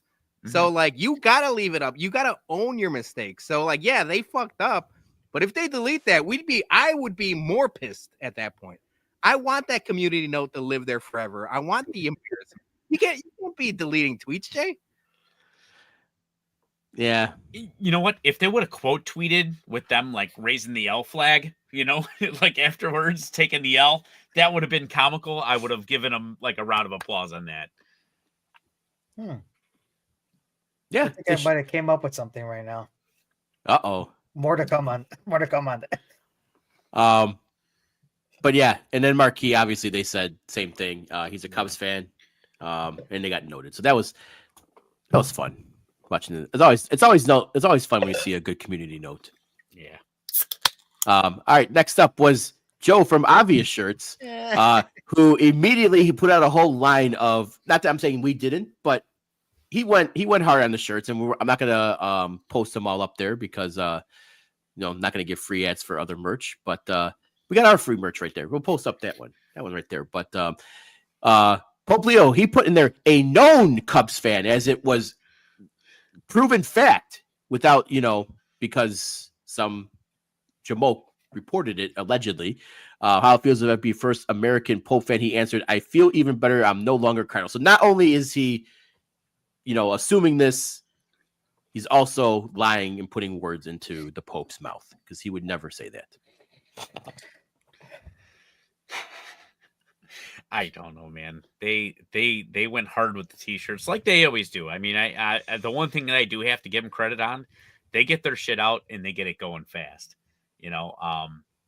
But yeah, I mean, they took L after L after L after L after L. I mean, they put out like 6, 7, 8 t-shirts, and I think they one doubled of them down. is still usable.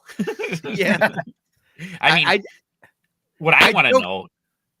No, sorry. The one thing I want to know is, did they go on sale and did people buy them? I think probably so, which is even more hilarious because I mean he's got a big following, so whenever he drops a shirt, there's people who probably immediately scoop it up. But yeah, now they're getting the Pope is a Cubs fan shirts, and those things are going to be sent to Africa. That was my joke. Is like, I know they print on demand, but they're sending all those shirts to Africa. There's going to be kids in third world country with Pope Cubs shirts on. Well, the fucked up part is the Pope might actually visit Africa and see it.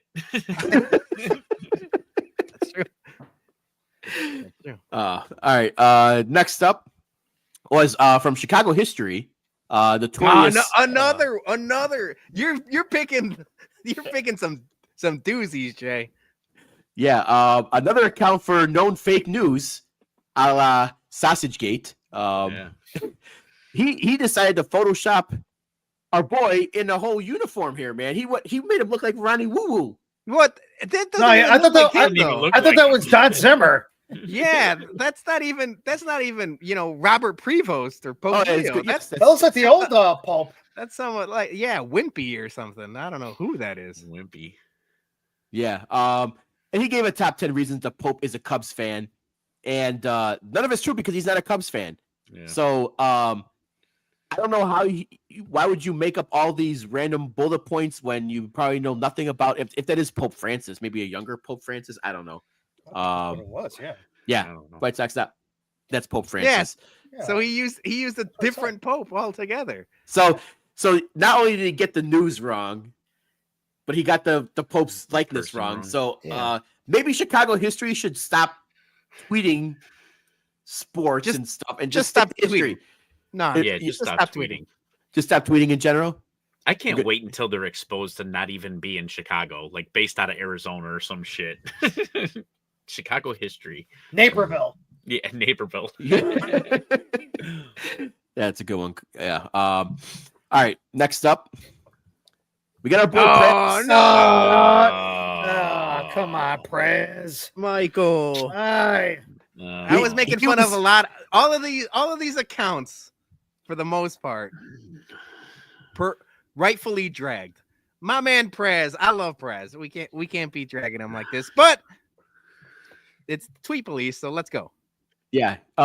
Prez goes, you guys think the Pope is going to be doing chalice snakes during Sunday Mass? No, he is not, because he's not a Cubs fan. He's a Sox fan, and we don't do cup snakes in Comiskey. Not that You know we what? could. We always got stopped though by security. He was saying that he got dragged on 2 podcasts. This is the it always comes in threes. I mean, Yeah, it just, that's he's true. he's part of the company and stuff like that. So I mean, it just sorry, Preds. I mean, you had to put that tweet out, but you know what? He put Is a it still lot up of there? tweets up. Is it still up there? It's I not. grabbed deleted? this. I grabbed this today. all right. Yeah. He put out a lot of tweets though. He was replying to a lot of people. He was quote tweeting a lot. He had a lot of like. There's some pro-Cubs- victory laps. Yeah, He- there's he some was- victory lap section. He was doing the Daytona 500 of victory laps, man. He was like Homer Simpson doing the woo woo woo woo woo. I think my favorite thing is that Jason bookmarked this shit. You gotta cut it a Amazing. little bit. Yeah. It's awesome. I will say he did, after it came out he was a Sox fan, he did kind of pull back and own up. He did. You Yeah. know, he was like, Yeah, all he right. did. I did see that. Even like he was talking about that Cubs tweet. Yeah, he kept on saying Cubs take. He kept on saying delete Yeah, the take tweet. it down. Yeah, so I did see Yeah. that from him. Yeah. Yeah. Yeah, he I think after he found out, he was embarrassed for Cubs fans. So I think he had a little self reflection there, and that we like accountability, But Yeah.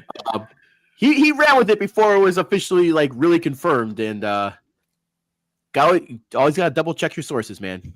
So we're not we haven't been giving out sentences as the tweet police, but probation for Prez. Probation. Yeah, Everybody else straight to jail.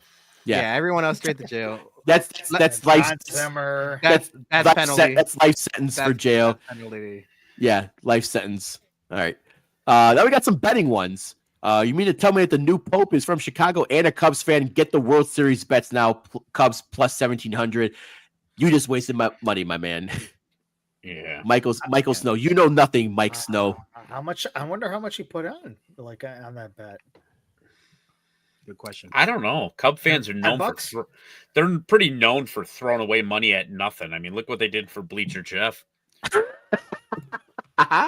True. And then we have another one for the bet here. This guy actually posted his receipt. When the new Pope is a Cubs fan, he put $10. Like I said, got news for you guys. That's wasted money. You're all cursed now. The Pope curse. You're not going to win for the next 150 years. Cash out if you can. I don't know if he could cash. Oh, he can't cash out, right? I did No, not- cash out. Not futures, right? No, most of the time futures you can't. Yeah, you cash can't out. cash out. Yeah, that's what I figured. Oh Yeah. well. I mean, well, you could hedge it eventually, but Yeah, But you gotta go deep with it. yeah. Hey, if this dude's trying to hedge $10.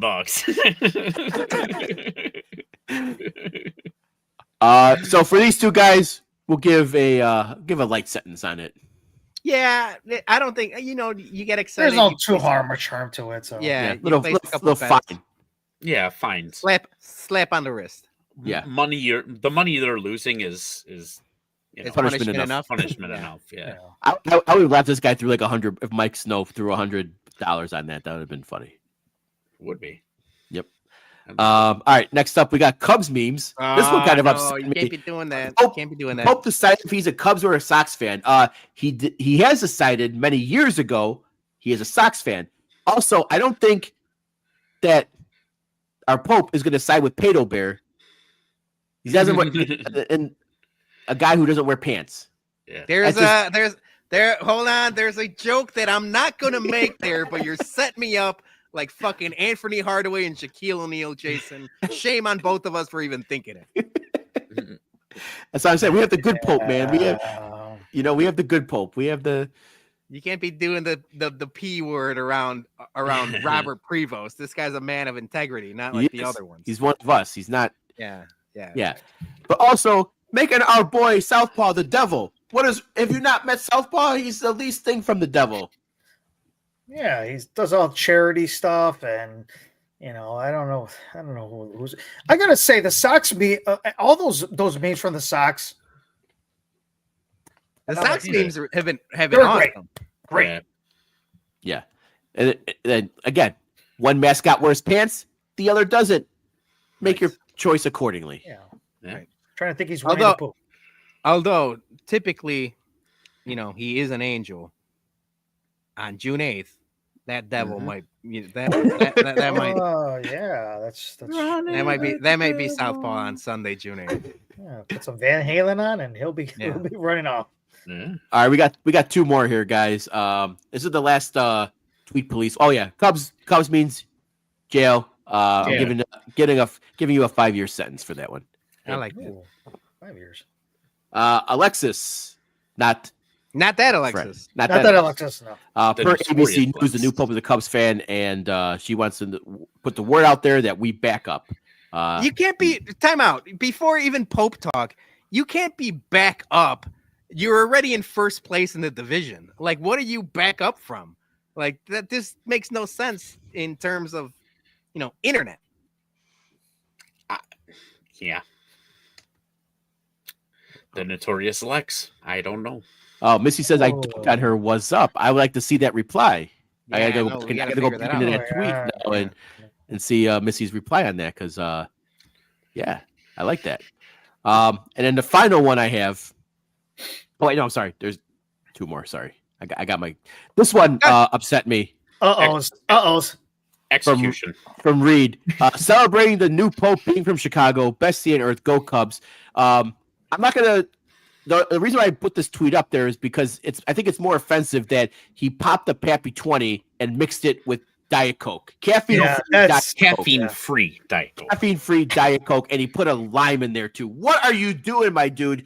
You spent like $400 on that bottle, and you mixed it with fucking Diet caffeine-free 400. Yeah, 400 if it's MSRP. Zero chance he got it for MSRP. Yeah.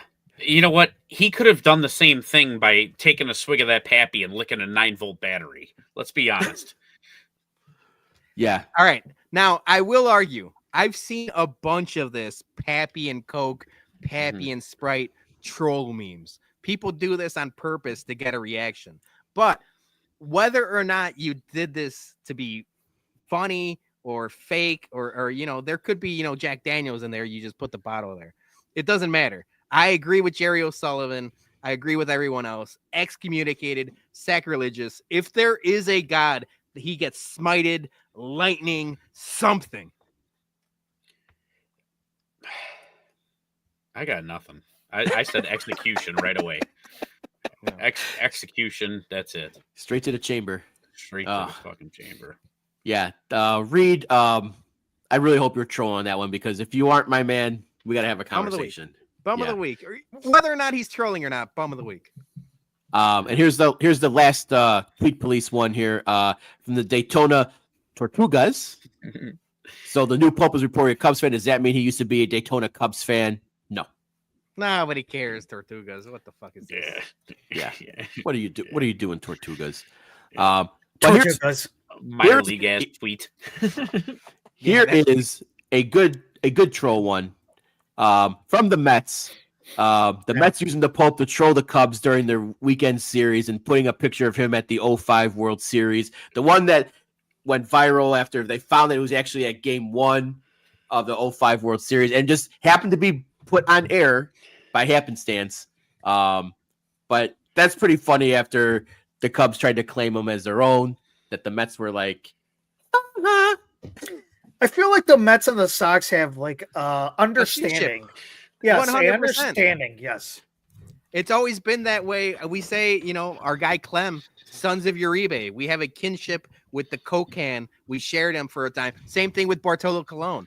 Bartolo Colon loved, he was on a million teams, but loved on the Southside, loved with the Mets. I think there is some sort of kinship with the Mets because they have to deal with the Yankees and the Cubs are like the bigger team on this in this city. I think there's always been this like sort of like, I don't want to call it maybe like a working relationship, but I do like the Mets.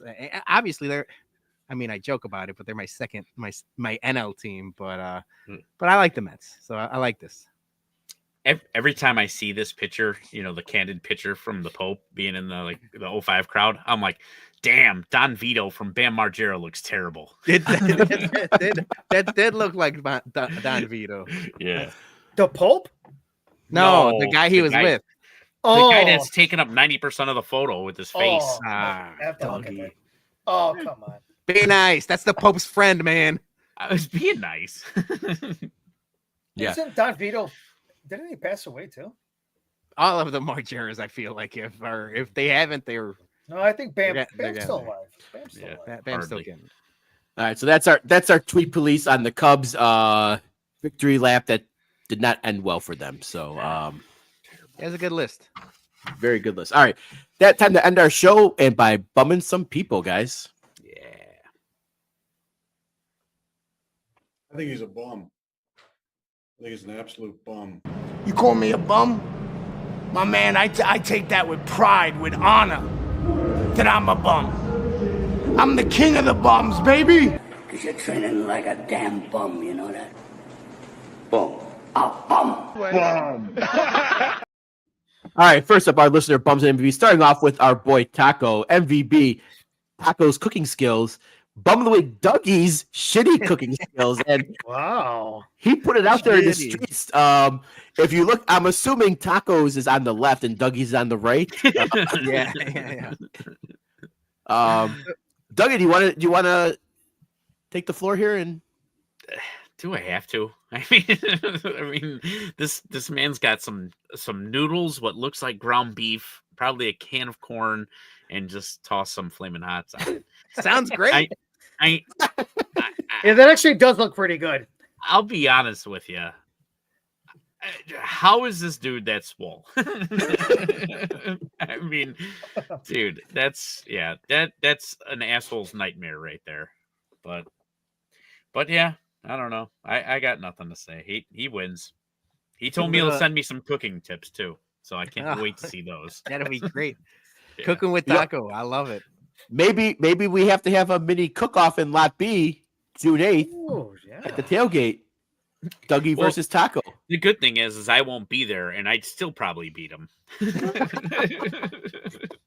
I can pre-make a meal like 7 days ahead of time when I actually leave here, and it'll probably still taste better than his fresh Dougie's whatever. Dougie's gonna make a couple plates for that game. Yeah. Don't get me wrong, Dougie. The Korean barbecue fried pork looks Yeah. fantastic. Thank you. But this spaghetti corn flaming hots is some sort of fusion meal I could get behind. If you put on the menu, there's a chance I might order that over the Korean barbecue fried pork. Oh man. If you use some fancy wording on it, and I'd be like, ooh, like I will say the meal itself, I'm intrigued with. Taco's got to work on the plating. You can't keep it in the Tupperware dish. You got to move it to a separate dish. I you mean, got to work on the plating. You know maybe what that it was is? the leftovers. No, He's I had think this for a week straight. he probably. You know what? It probably is. He probably prep. did like a whole bunch of stuff. Like he pre-meals, right? Meal He's prep. he's in the comments. Yeah. He meal preps this for 5 days straight. Holy shit, man. God damn. That's a test of endurance right there. I love it. I love it. Oh man. all right. Next up, we got King Ass MVP Arizona Golf. That is facts. Yeah, Bum of the week, congrats working to, for a living. Also big facts. Yeah, that's an evergreen tweet right there. Yeah, Arizona Golf. Congrats to Roxy. It was her bachelor party weekend. Yeah. In Arizona, so they were there. You know, it looked like a great time. So congrats to everyone involved. So, quick question for you, Peter. Have you ever been golfing in Arizona? No, I've been to Arizona. I've never golfed in Arizona. We've talked about doing like a golf trip with like my uncles, and just do like a week. But at this point, I'll probably do that when I'm 60.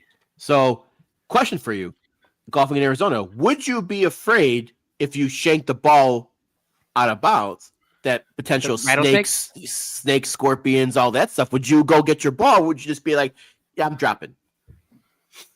You haven't golfed with me enough. One, I don't shank the ball because I cheat and I just kick it back into the fairway. So you're dropping. I'm taking the drops. Yeah, I'm not fucking with snakes. Yeah, smart move. Same here. I'm gonna lose a lot of balls that Yeah. round. Tadahito, bum. The Bulls, what a dumpster fire organization. Absolutely, man. They could not pick a lane. They could not pick the correct tails never fails. Obviously, they never heard of it. Cost him Cooper flag. MVB Tim Elko, keep hitting bombs, kid. Yep, we're like I said, we're alcoholics. Shirt on sale. Check our Twitter page. Yeah. Lap B alcoholics.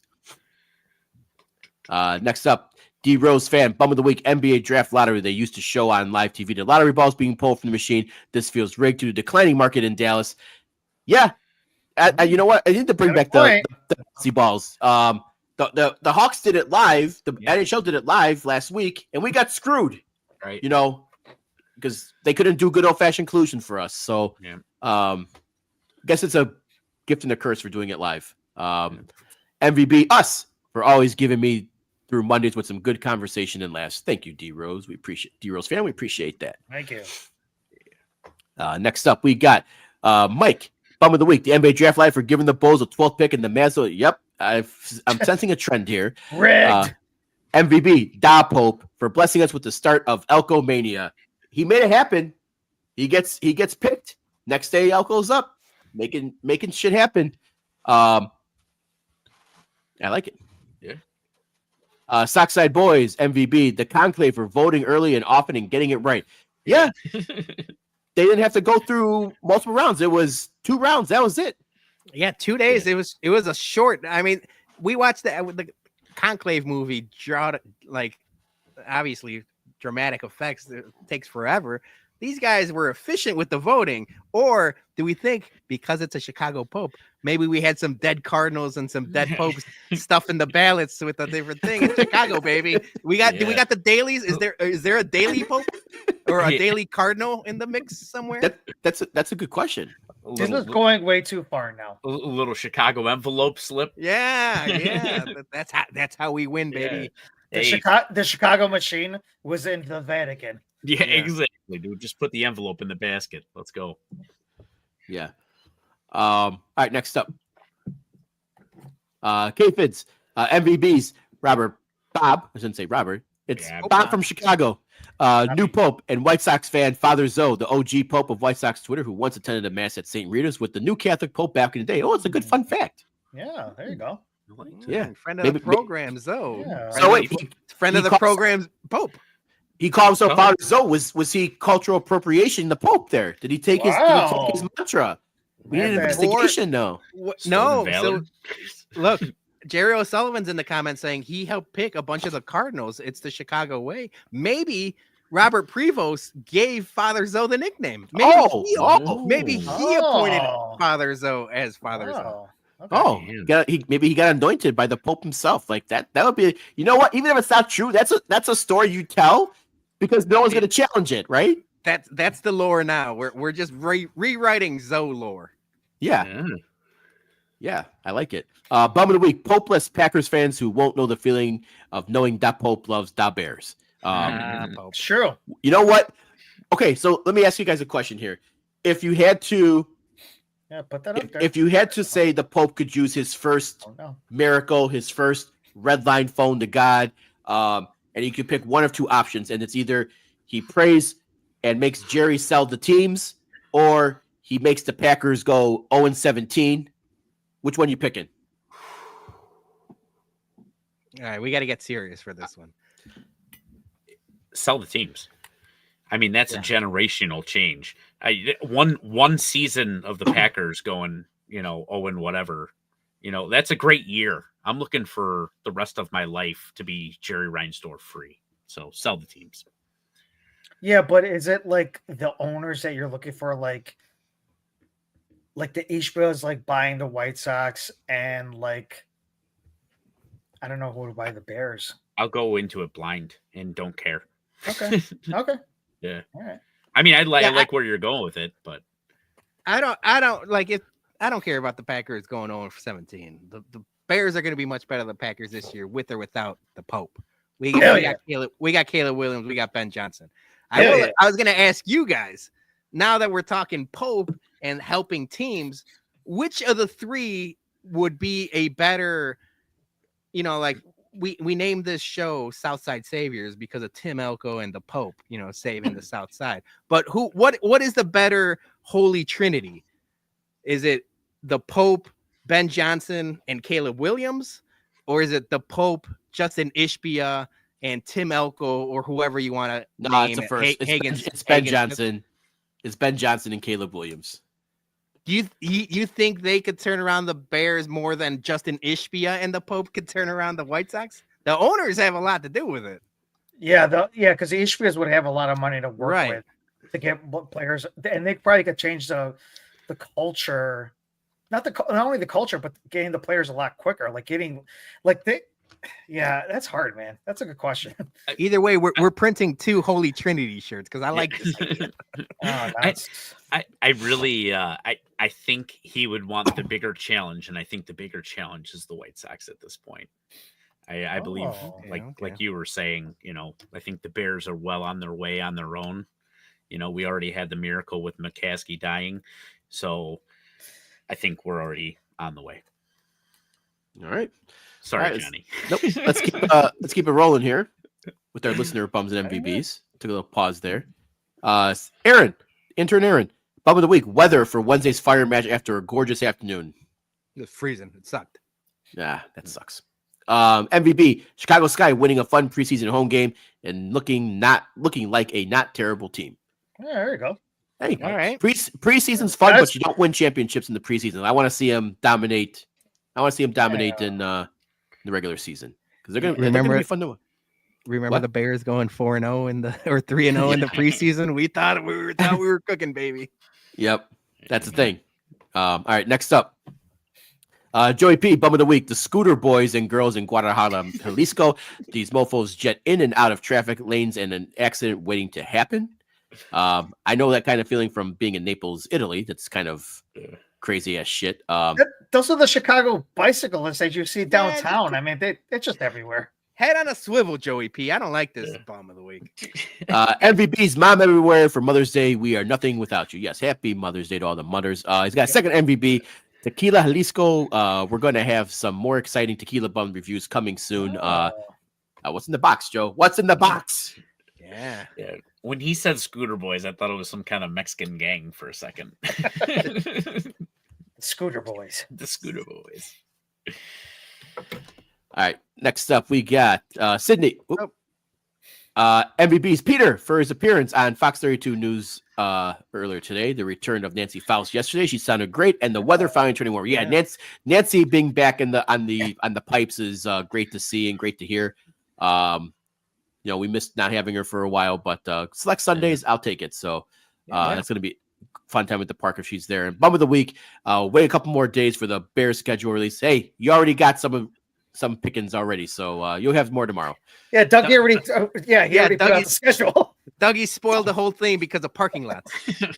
And Billy Joe concerts. And Billy Joe. Jose, bum of the week, Ticketmaster and Chicago Bears. How can anyone go to these games with these prices? It's not even resale. Yep, I'm going to touch on that in a minute. MVB, Peter Fonseca absolutely killed it on the new segment. The guy's natural. He did a great job. Yes, he did. Next up, Steph, MVB, Jose for making my Mother's Day special. And bum of the week, my home bar for not having mimosas on Mother's Day.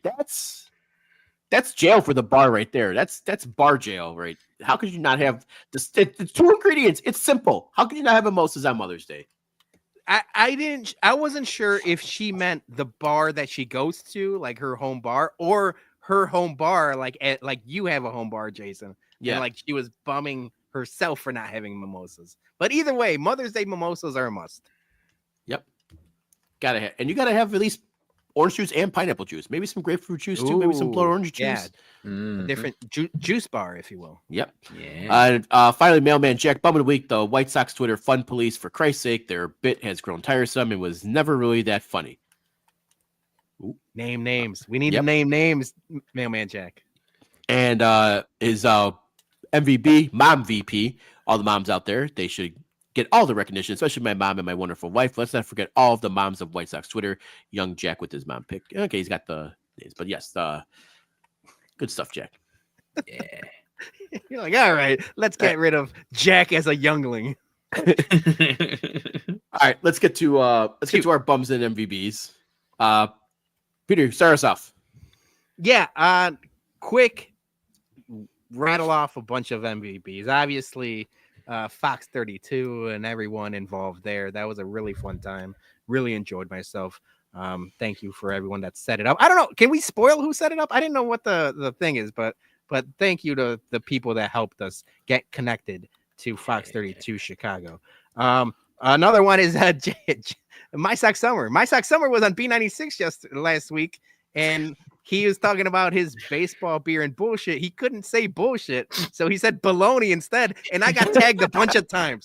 So I want to thank My Sock Summer personally for helping the baloney brand, because I was like, what is happening? I was at work, and I kept getting tagged like baloney, and I was like, what? So then I went back and listened, and I was like, oh, that's funny. He couldn't say bullshit. And he said baloney instead. So I owe you a bottle or two, My Sock Summer. That was a good. Was he on with like Eddie and Jobo? He was on with like the morning people, not Eddie and Jobo. I don't think they exist. I think they might be. They're selling insurance. Yeah, they're selling insurance. United Auto Insurance 77302. That's them. We keep you running. Covered. Okay. Stop. We just gave a full free ad. We just sang a goddamn jingle. Jeez. They should be selling life insurance, those old fucks. Yikes. Last MVP, obviously, like everyone else echoed, Julie, my mom, all of the moms out there. Yesterday was Mother's Day, and we love you all. My bum of the week, I told you guys I didn't have anyone real specific for the tournament or anything like that. It's specific to my daughter Scarlett. She came home crying today. First time ever written up by an art teacher of all things. So I'm not going to name names, but her art teacher is my bum of the week, because my darling angel daughter Scarlett can do no wrong, and you're wrong. She got written up for talking during art class, and Scarlett, she's never gotten in trouble for anything before. Mm-hmm. She said that her and another student were talking about the project they were doing, and they got written up. She said they didn't even give a warning or a be quiet or anything. They just word her just straight up written up. So yeah, bum of the week, that art teacher. And if things don't go well this week with Julie, we're gonna be talking again next week. I'm gonna bum of the week this lady every week until the cows come home. Yes, Johnny. Just give me the address where it's at. Yeah. I'll take care of it. Uncle Juanito's the new art teacher now. Yeah, I could probably teach better. Yeah. All right, Johnny, you're up. You know what? I don't have any what a bums this weekend, but yes, I do want to say happy Mother's Day, obviously, to my mom. Obviously Sarah, happy Mother's Day as well too. Missy's mother as well too. I went to go see her yesterday as well too, and all the mothers on White Sox Twitter, everybody in our family as well too. Happy Mother's Day, aunts, cousins, everybody who's a mom. And it's just not moms who have kids. You also got to say happy Mother's Day to the cat moms, to the dog moms, the pet moms, and all that. So happy Mother's Day to everybody on that end as well too. All right, Dougie, you're up. Yeah, I'll echo what the other three said. Happy Mother's Day to my mom, Mary, and everyone else. And well said, Johnny, about the cats and the doggy mommies. My quick bum of the week are the Bulls. I don't really get into basketball that much, but they're continuing to just play for the play-in game to lose to Miami. Can't even win a coin toss. They're just terrible. Like, they just need to figure it out. Either go hard and win, or just stop trying. Just do something. My second bum of the week is going to be the Rockford Ice Hogs that you guys defended so much. This team, our boys. You're bumming our boys. This team was up 2-0 in a 5-game series against one of the best teams in the league, and they lost 3 straight. Yeah. How did the Wolves do? They made an early exit. But their team is still in the Stanley Cup Championship, playing against Washington. So you're a Hurricanes fan. You're going to be rooting for the Hurricanes now. Yeah. You know what? Yeah. Get out of here. Yeah. But I will. I should have something here next week. I was hoping it was going to come this week. Your boy made friends with some Rockford Ice Hogs people in the organization, and I may have or may not have obtained some really cool something from one of the prospects. So I'm gonna have something to show you guys. Congratulations on a That's how jock happy you that you lost, that he lost. He's gonna be like, wait, I get this guy, and he's happy I got kicked out of the playoffs. Like, I get called up, he's gonna be rooting against me now. Like, man, they gotta earn my love. Yeah, some guy gave him his jockstrap, and now he's happy about it. Maybe. All right. I'm gonna take us home. Game worn. It's a consensus MVP around the horn. All the mutters out there. Happy Mama's Day to all of them out there. We love you all. My bum of the week is the Bears. After the Bears-Packers game got announced, they immediately put tickets on sale. And George McCaskey, go fuck yourself. Kevin Warren, go fuck yourself. Since when is 400 level $400 a ticket now? This is absolutely fucking ridiculous. Yeah. That if I want to take my wife to a fucking Bears-Packers game, I have to expect to spend at least $1,000 before I even get into the stadium. Like, what the motherfuck is going on with this? Like, I know they raised prices last, saying they were going to the season, but were these games $400 last season? Because I remember Upper Deck being around like 200 or something, if I'm not mistaken. So I don't know where this 400 came from, because Jose had the bum of the week for the A $375. A lot of those like end zone seats were in the mid 300s as well. So $400 for fucking 400 level? Go fuck yourself, Warren. Yeah. You want to know where this came from? Who the hell do you think is paying Ben Johnson's fat ass contract? It's not the Bears, it's us. If the ticket prices go hand in hand when paying Ben Johnson a premium. So you better get used to this, baby. And I'm not saying you, Jason, it's all of us. The more the Bears win, and they haven't even won yet. I mean, they've won like 11 games in the last 2 seasons. But this is the new normal now. It sucks. And they're pricing out a gigantic chunk of their fan base. But this is it. That's going to be the new normal. I'm going to beg to differ on that, because you see all those gray dots? Those are bought tickets, at least some of them. I mean, it's a pre-sale, but yeah, I was going to say, I don't think they released everything just yet. It's a pre-sale. But I mean, yeah, it's crazy. Even just the way they did the pre-sale, total dog shit. I mean, because I get, because I have a deposit down, there was no warning about it. It was just an email like, here, they're on sale now. And according to the schedule thing too, I'm going to get my pre-sale code or whatever at 6:00, an hour before the, schedule's released on Wednesday. So should be interesting. Like $1,000, and then not only that, you're gonna sit in the fucking cold. That's just insane. Like, look, we all said that the Bears, they don't have any money, and I guess this is how they're making it up now, right? Peter, you mentioned Ben Johnson. Sure. They got a stadium to potentially start funding because they don't have the liquid capital to invest themselves. And when you can't make money off of concessions and parking and everything, this is how it's going to be now. But the cost of goods is going up. That stadium is just going to keep getting more and more expensive until they put shovels in the ground. Yeah.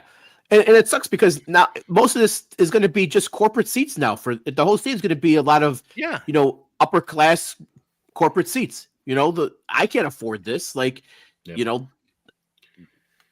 don't even think I think even I looked like corner upper deck was still like close to, it was like $200 for like corner upper deck. So you're talking over $400 for the worst seats in the house for a Bears-Packers game. Utterly ridiculous, man. This is why people take road trips and they go to more affordable stadiums. Like when we went to Indy last year, and we spent $200 a ticket, and we were basically club level. Yeah. The one thing that I would like to see is next year after year. So I've only been on the list for like less than a month. And in that less than a month, I've dropped 200 spots. So that means 200 people dropped off the list or gave up their tickets. So it'll be kind of interesting to see like next year, you know, if they are good, where I drop from there, you know. 200 people really hated that Colson Loveland pick. What the fuck? So, all right.